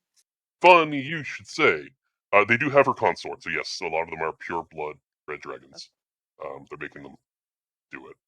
But also, Deathwing's involved here, and so is his wife, Sindar, whatever the fuck her name is. They are also experimenting creating the Twilight Dragonflight, which is red and black. Oh. Lothar calls upon an ancient pact, earning the assistance of the Kelderai High Elves, who send priests and mages and rangers, and Sylvanas is one of them. She's a High Elf at this point. She'll be different later. And then different again and different again and different again. Yeah. The Horde sails north, but are outmatched by the Kultiris fleet, who are really good at ocean faring. Red dragons, however, arrive and burn the ships, and the Alliance and the Horde make landfall in Hillsbrad. This guy, Zul'jin, he's still pretty pissed off about, his nation being nuked. I mean, you don't really get over that. No. The Horde manages to free him from human captivity, so he pledges his alliance to the Horde for now. He doesn't really give a shit about what the Horde wants, but he's willing to help because maybe they could kill some elves. And that makes him happy. Who can blame him? Horde forces move through the hinterlands, and they encounter the Wildhammer dwarves, the ones I said were like shamani. Mm. They suffer attacks from the dwarves, but it doesn't really slow them down. Corona I mean, escapes the dwarves capture. come up to their like ankles, so. Yeah, but they also like throw lightning, so that's a problem. Eh, yeah. Problem is the orcs also have their own shaman, so like shaman versus shaman. But the orc shaman aren't attuned to the elements here, so they have to enslave them, whereas these Wildhammer dwarves are like chums with the elements. Verona escapes from capture. Etrig was responsible for her handling, and Etrig's kind of a chill guy now. Like, he's just like one of her friends. So I'm pretty sure he let her go. He didn't really seem on board with all this anyway. The Horde forces move even further north and eventually make it into the elven lands of Kel'Thalas. Kel'Thalas is protected by these rune stones, which will come up a few times in history. They don't do a very good job of protecting the city, because so far the trolls have managed to get past them. Now the orcs have managed to get past them. And then Gul'dan uses those same rune stones to create more two-headed Ogre Magi. So even without Cho'Gall on his side, he now has Ogre Magi. And they're more powerful arcane users than his warlocks, so they're handy. The High Elves are pushed back to the walls of Silvermoon, but the orcs fail to breach the walls. Orgrim realizes his resources are being spread too thin, and he didn't really give a shit about the elves in the first place, so he decides to, like, leave. And they're gonna go after the humans instead. Zul'jin was not a fan of this. He really wanted to kill some elves. So that's why the Amani trolls aren't really friends with the Horde either anymore. It's like, come on, man, we're gonna kill the elves. No, I don't give a shit anymore. Moving on. Mm-hmm. There's this motherfucker right here. So, realizing the might of the Horde, Aiden Perenhold of Alterac, he realizes that, the orcs are going to be on his doorstep any minute. Because they're going to go to Lordaeron. That's where they're ultimately headed, and he's in between. He'd really like his nation to not be destroyed, so he lets them walk right through. With the promise that Alterac will not be damaged. Orgrim, he's a man of honor, an orc of honor. He agrees. Yeah, okay. We'll spare you. We don't care about you. We want those fuckers from Stormwind. So he leaves them unmolested and walks right in. He looked like he was plotting bad things. Yeah. The Horde begins their siege on the capital city of Lordaeron, which is just called the capital city of Lordaeron. Met with pretty strong opposition because we have the combined forces of all of the armies of humanity except for Alterac. Gul'dan has finally figured out where the Tomb of Sargeras is, and he leaves. Oh. And he takes the Shadow Council with him. Cho'Gall's Twilight Hammer also goes with him, along with the Ogre Magi that he just created. And the Stormreaver clan goes after him mostly because they want to stop him. Okay? Okay. The Horde loses. They're decimated.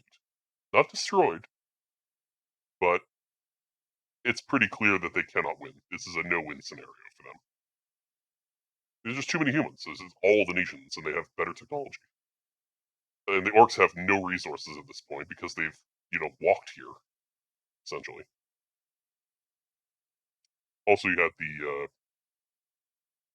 gnomes and the dwarves and everybody as well. Gul'dan raises the broken shore. This is the Tomb of Sargeras. And he finds his way inside. Defying Kil'jaeden's plan of turning the tomb into a portal for the Legion to get through, the Warlock attempts to take the power of Sargeras from the Avatar of Sargeras for himself. Burning Legion didn't like that, so they tear Gul'dan to pieces and throw his pieces across the world. Mm-hmm. Also, all of his followers. Yeah. And the Dragonmaw clan also attack and kill whoever's left. Stormreaver clan, they sort of stay in the area. There's only like one left. And Cho'Gall flees to Kalimdor, the other continent. He's still hearing the call of the old gods, and he wants to figure out what's going on with that. Horde flees south, away from Lordaeron. It's quickly followed by the Alliance, the Kultiran fleet, and the Wildhammer clan. Cosmodan is liberated, and the dwarves and the gnomes rejoin the Alliance. There are some dwarves, gnomes, I mean. They're So so pink. this is what a army of gnomes would look like coming after you. Terrifying. Not really. Siege of Black Rock Spire. The Horde is on their back foot. The Alliance lays siege to Black Rock Mountain, where they've basically got their only base on Azeroth. This is unfortunately the only image that I have of Lothar in combat. But I'm sorry, not Lothar. Of oh, what the hell's his name?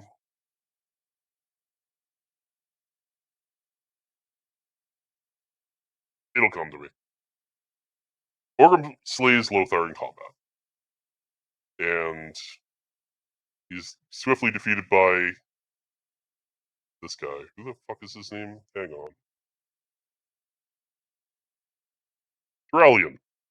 Young paladin named Turalyon. This guy takes up Lothar's broken sword, slays Orgrim Doomhammer. Or defeats him, sorry. Doesn't slay him. Forces him to kneel. Takes him into captivity. The Second War ends. Victory for the Alliance. Here's the victory screen for Warcraft 2. But we're not done. There's still a little more. Because Warcraft 2 had an expansion. Khadgar destroys the Dark Portal, but a rift containing the two worlds remains. Only perceivable to him, or anybody sensitive enough to see it, but him. Okay, so not just particularly him. No, just he's a powerful wizard. He's the only one that happens to be there. Year 7. This is, in fact, the only image that we have of Dalrand and Maim from a cancelled action-adventure game, which we'll reference again. These are Blackhand's sons. Remember, he was the first war chief. They stuck around down by Blackrock Mountain, and they've been trying to build their own true horde. It sucks, but they're still there, so I guess that's fine. I mean, even in the game now, in modern day, like 40 years later, they're still there, so they're holding out, for what it's worth. They haven't been eliminated. Most of the orcs in the north have fled into the wilderness and are traveling in small packs or alone, being fought off by paladins and various alliance forces. The alliance begins the orcish interment for their prisoner of war. Aedelus Blackmore, you'll remember him. He's the one who found Dwell, who he has named Thrall, which is a word meaning slave. It's kind of cruel that we still call him Thrall, but he doesn't seem to mind. He is the Lord of Durnhold Keep, which is one of the internment camps where the orcs are being held. The Master of Thrall.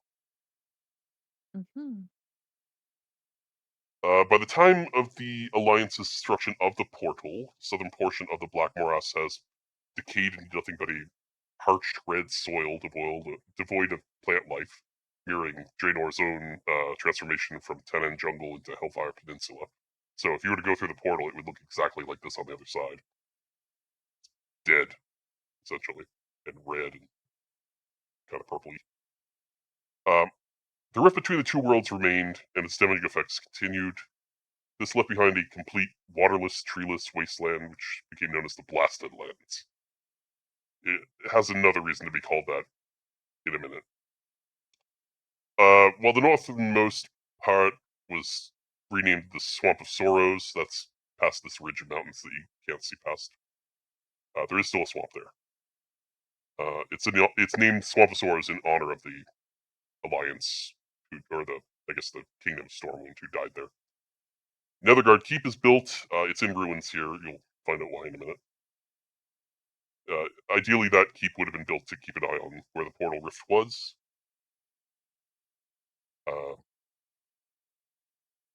Warcraft Beyond the Dark Portal. Year 8. Ooh. Cutscene. We made it through the expansion. No, we just started the expansion. Oh. The orcish hordes lay vanquished as the triumphant armies of the Alliance stood vigil over the evil gateway that That's brought the Khadgar. orcs into Azeroth.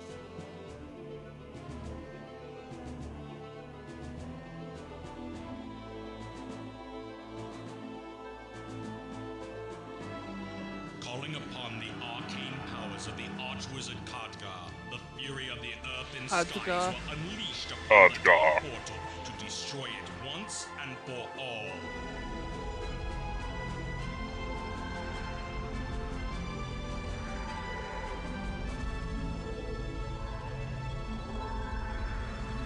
As the blinding light dimmed, an eerie glow fell across the black morass. For though the portal was destroyed, the rift that joined these worlds at war yet remained.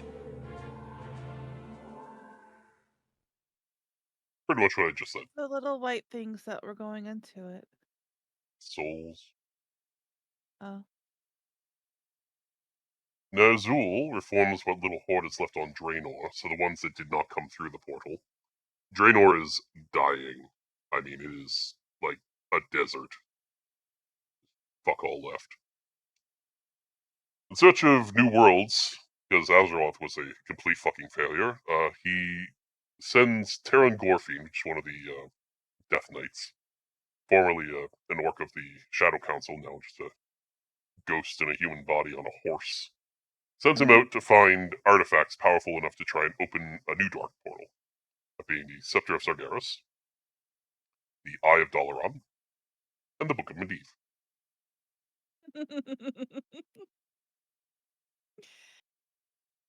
That's such a derpy Pegasus. Nazul reopens the dark portal with the skull of Gul'dan, so at least now he can get back to Azeroth and get those things. Only Skulldown is dead. Oh, he's dead. He's real dead. Diva. Terran Gorfiend and the Death Knights retrieve all three of the artifacts and return them to Ner'zhul, back on Draenor. Deathwing flies through the portal to go and visit Ner'zhul and pledges himself to the Horde if they'll take a large number of Zags back to Draenor. Gorfiend agrees. Not really sure what his plan was with that, but I mean, there's like nothing to eat on Draenor. Why would he want his ex there? contingency maybe, in case Azeroth doesn't turn out the way he wants it to. I don't I guess Also, he could eat the orcs that stayed back. He's more aligned with the old gods, but he was helping the orcs who are working for the Burning Legion. Weird. His motivations are weird. The Sons of Lothar invade Draenor, so that's Khadgar and Turalyon and Illyria Windrunner, Sylvanas' sister. They all venture through, and they're going to put a stop to the orcs on Draenor. Remember these guys? The Grawn? Mm-hmm. So while searching for a nesting area, Deathwing and his flight come under assault from the Grawn. The most ruthless, that one there, Gruul, becomes known as the Dragon Killer, after nearly killing Deathwing himself, grabbed him by the fucking throat and nearly snapped his neck. Did that to the rest of his brood. Dragons on pikes. Oh, more like spikes, but Yeah, it's a natural earthen. Yeah. Ner'zhul uses the power from all three artifacts to call open innumerable dimensional portals, just looking for any world to get to. Unfortunately, the influx of power tears apart Draenor into what is now known as Outland, these floating islands, planets in pieces, floating in the twisting nether. Not in space, in the twisting nether. Like the ethereal astral plane. Now, I'm going to touch on this again later, but I want to touch on this now. Draenor doesn't make any sense. So it was a planet in the Great Dark Beyond, it is now in the Twisting Nether, so it's been teleported outside of space into the magic place of demons. And parts of it seem to resemble the original Draenor, but different. Changed, obviously, by decay and fell magic and having been exploded into the astral realm. Other parts of it don't match up. So there's some debate about how much of Outland really is Draenor, how much of it is pieces of other planets that have ended up here when the portals sucked them all together. Just putting that out there. So Outland, not necessarily all Draenor, but Draenor is there. Some of it. Many orcs flee Draenor to Azeroth before the portals blow them up. Most of them are captured. Khadgar is still on Draenor. He's trying to close the Dark Portal from his side on Draenor, effectively trapping himself and the Sons of Lothar on a dying world. A video.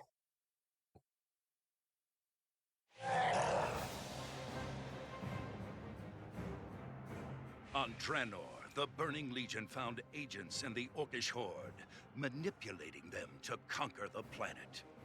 The Horde bled their prisoners' life essence in order to power a colossal portal.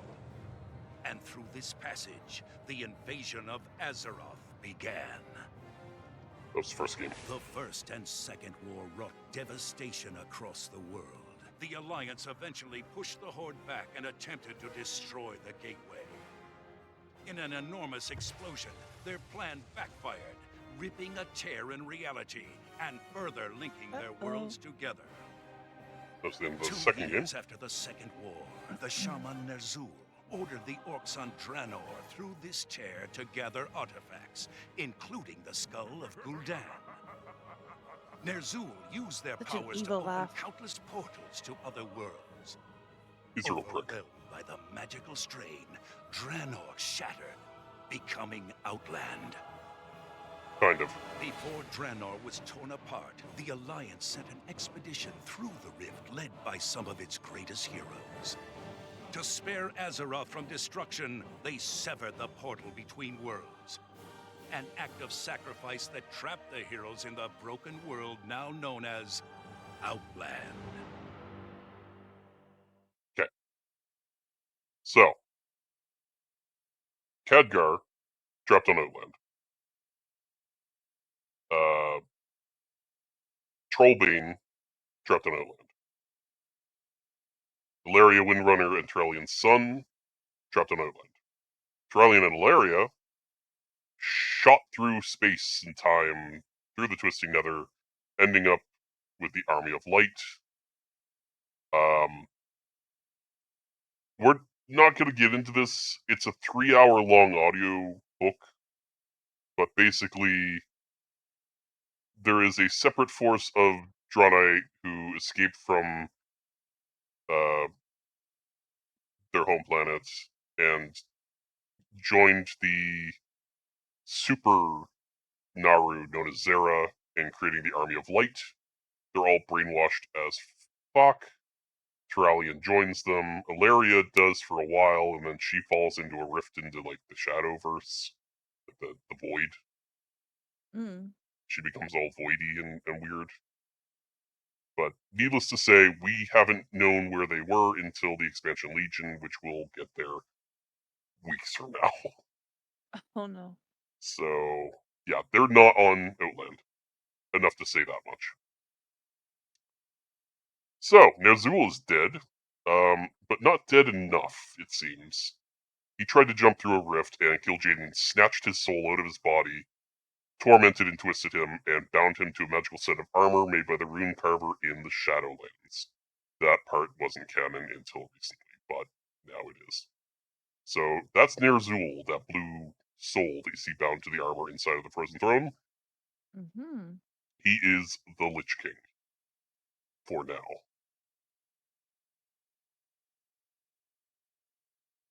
Fragmented Horde on Azeroth goes into hiding or exile. Gramash Hellscream hid in the forests of Lordaeron, for example, raiding local villages for food and supplies. Most of them are in internment camps. Some of them broke free. Ogrim broke free, went into deep exile, only ever meeting with the Frostwolves, who had been hiding since the First War in Ultrak. Remember them? It's in a very discreet camp that you wouldn't notice. Here, with its orcish design, about a 15-minute walk south of a dwarf fortress. And it just blends right in. Just blends right in, you never notice it. Year 10. Red Dragon in Elven disguise, known as Corielstras. He is the consort of Alexstrasza. With the aid of the human mage Ronin, a self-insert by the author Richard A. Knack.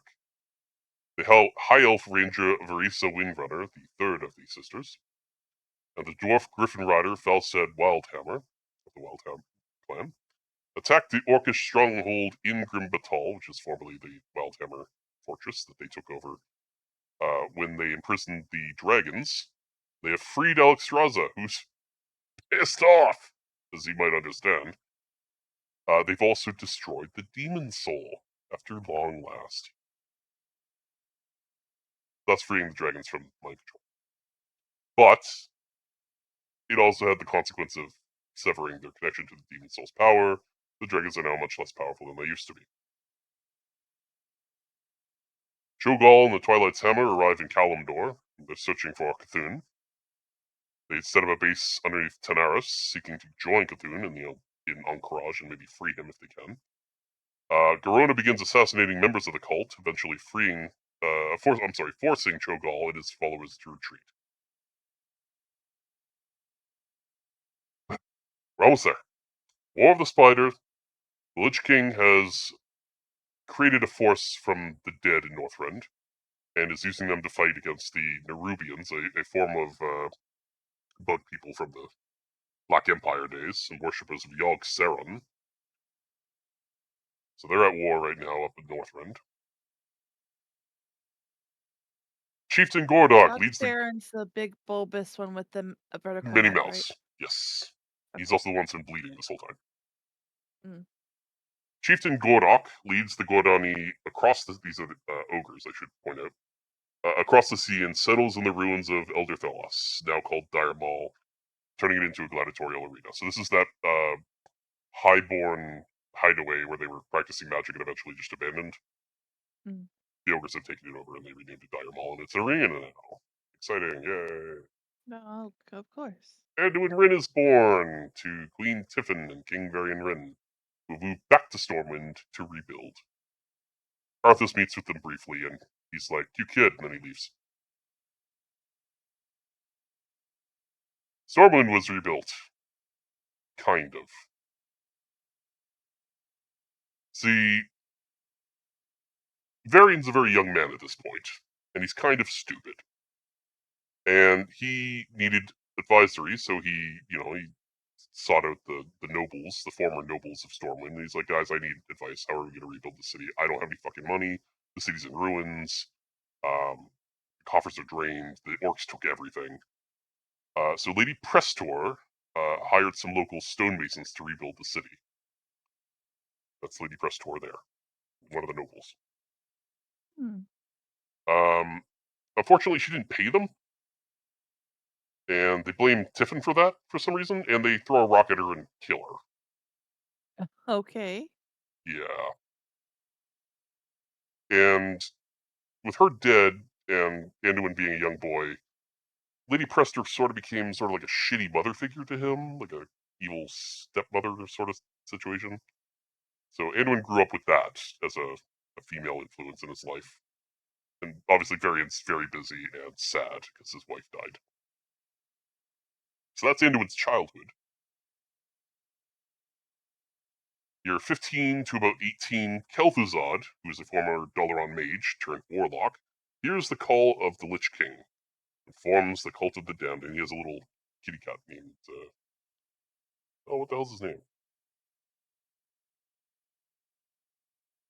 It's the same name as the cat from Austin Powers. Help me out.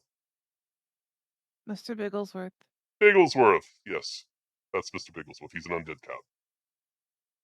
So yeah, he's forming a Cult of the Damned, and worshipping the Lich King. More clips from the Council Adventure game. Brawl breaks out of his internment, leading the orcs to break their bonds and form a new horde under him. He also Another horde. meets... Yeah, There's like what, been 4 now? 3. No, you're right. 4. Yeah. Okay. Count because there's Blackhand, Doomhammer, Ner'zhul. No, this one. Thralls. Thrall does meet with Orgrim Doomhammer, but Doomhammer is dying. They fight. Doomhammer's like, "You're worthy of leading the horde. Good job. I'm gonna go be old and die now. Here, have my armor. Also the hammer. Use this to lead the people of the orcs to salvation, etc." The Alliance splinters after the costly failure of the internment camps. Like, it just didn't work. There's orcs everywhere. Everyone's being attacked. Kel'Thalas, Stromgarde, and Gilneas leave the Alliance. Kel'Thalas, they got hit pretty hard by the orcs, and they need to fix the rune stones, and they just honestly don't trust the humans anymore. Stromgarde is in ruins. There's really not much left. They're mostly dead, if I'm quite honest with you. Their fortress is pretty much leveled. And Gilneas has always been kind of paranoid, so they built a wall. That's that wall there. Good And wall. they made the orcs pay for it. Yeah. Refugees returned to Stormwind, so Lordaeron doesn't have refugees in it anymore. Kel'Thuzad and the Cult of the Dam begin infecting Enderhall's granaries with the plague of undeath. Fine. Yep. So rural Lordaeron is now facing zombie problems. Okay. I need to summarize an entire book here, so stay with me, folks. After escaping captivity and witnessing the plight of the people in internment camps, Orgrim Doomhammer lived as a recluse until being approached by the aging and blind shaman Drekthar of the Frostwolf clan, who informed him of Thrall, the son of Durotan, who is determined to free the orcs from internment. I just said that a minute ago. Intrigued, Doomhammer met Thrall anonymously, challenged him to a battle to test his resolve. Pressed by Thrall's determination, Doomhammer revealed his identity and his plan to liberate the orcs, enlisting Thrall's aid. Together with Grom, Hellscream, and the Warsong clan, they successfully free the orc prisoners from the 4 internment camps, but faced a fatal ambush in the 5th. The Paladins. Doomhammer sacrificed himself to save Thrall, passing on his title of War Chief to Thrall. Thrall, deeply affected by Doomhammer's sacrifice, took up the Doomhammer and his armor, which you see him wearing there, fulfilling a prophecy of some sort with the hammer about downfall and then rebuilding the orcs. It's the last of the Doomhammer line will use it to bring first salvation, then doom to the orc people. And now that has happened, they can start rebuilding. He restored Doomhammer's armor, leaving the lance-dented backplate as a tribute, and continued to fight for orc liberation, establishing Hammerfall, which is that city that you see there. It's not really a city, it's a fortress. In memory of Doomhammer's final stand. That used to be an internment camp. It is now the orc base in Ultrak. The Prophet. Egwene uses her powers to bring Medivh's spirit back to Azeroth. I don't know what he is. He's not a ghost. He's very much alive. I think he might just be a god at this point. Free of the taint of Sargeras, the last Guardian decides that he will be the catalyst to unify and decides to warn the other nations and the races of the upcoming return of the Burning Legion in what we'll talk about next week.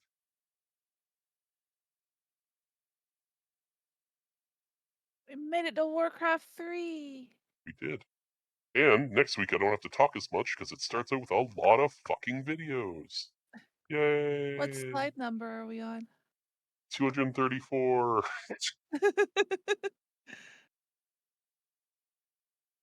David, you missed the count. There's 1,100 slides. 1138. No, 11. Yeah. So we're a percentage in. Yeah, about 20%-ish. I had some water. He's been drinking. There were many drinks. A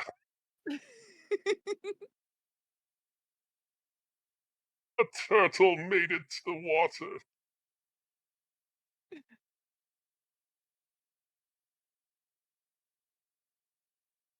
David will get that reference. See? I knew it would freak her out. Alright. I'm gonna call it here. Alrighty. Folks, tomorrow, hope you will be playing Control. Yep. Yes, of course.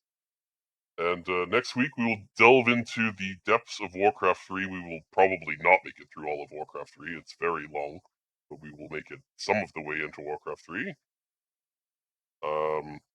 I would imagine we probably have 3, maybe 4 more weeks of this. And then eventually we will be playing the Warcraft. How exciting. Yes. And I I'll hope I you all will look like forward to it. I don't have an active subscription right now, Correct. and we're not gonna do that until we're ready to play. Right. It's fun. It's Yeah, a it'll be horse. okay. There are many Yeah, it'll be horses. fine. I have a fiery horse in Aeon, so I have a fiery horse. It took forever to get that too, so I had to earn that one. You will not Um, unlock anything in World of Warcraft from Hearthstone if you do not have an active subscription, so it would not be worth your time. I believe. It's worth a shot. I don't mind if you want to try it, but I don't think it's I worth don't it. even have it downloaded yet.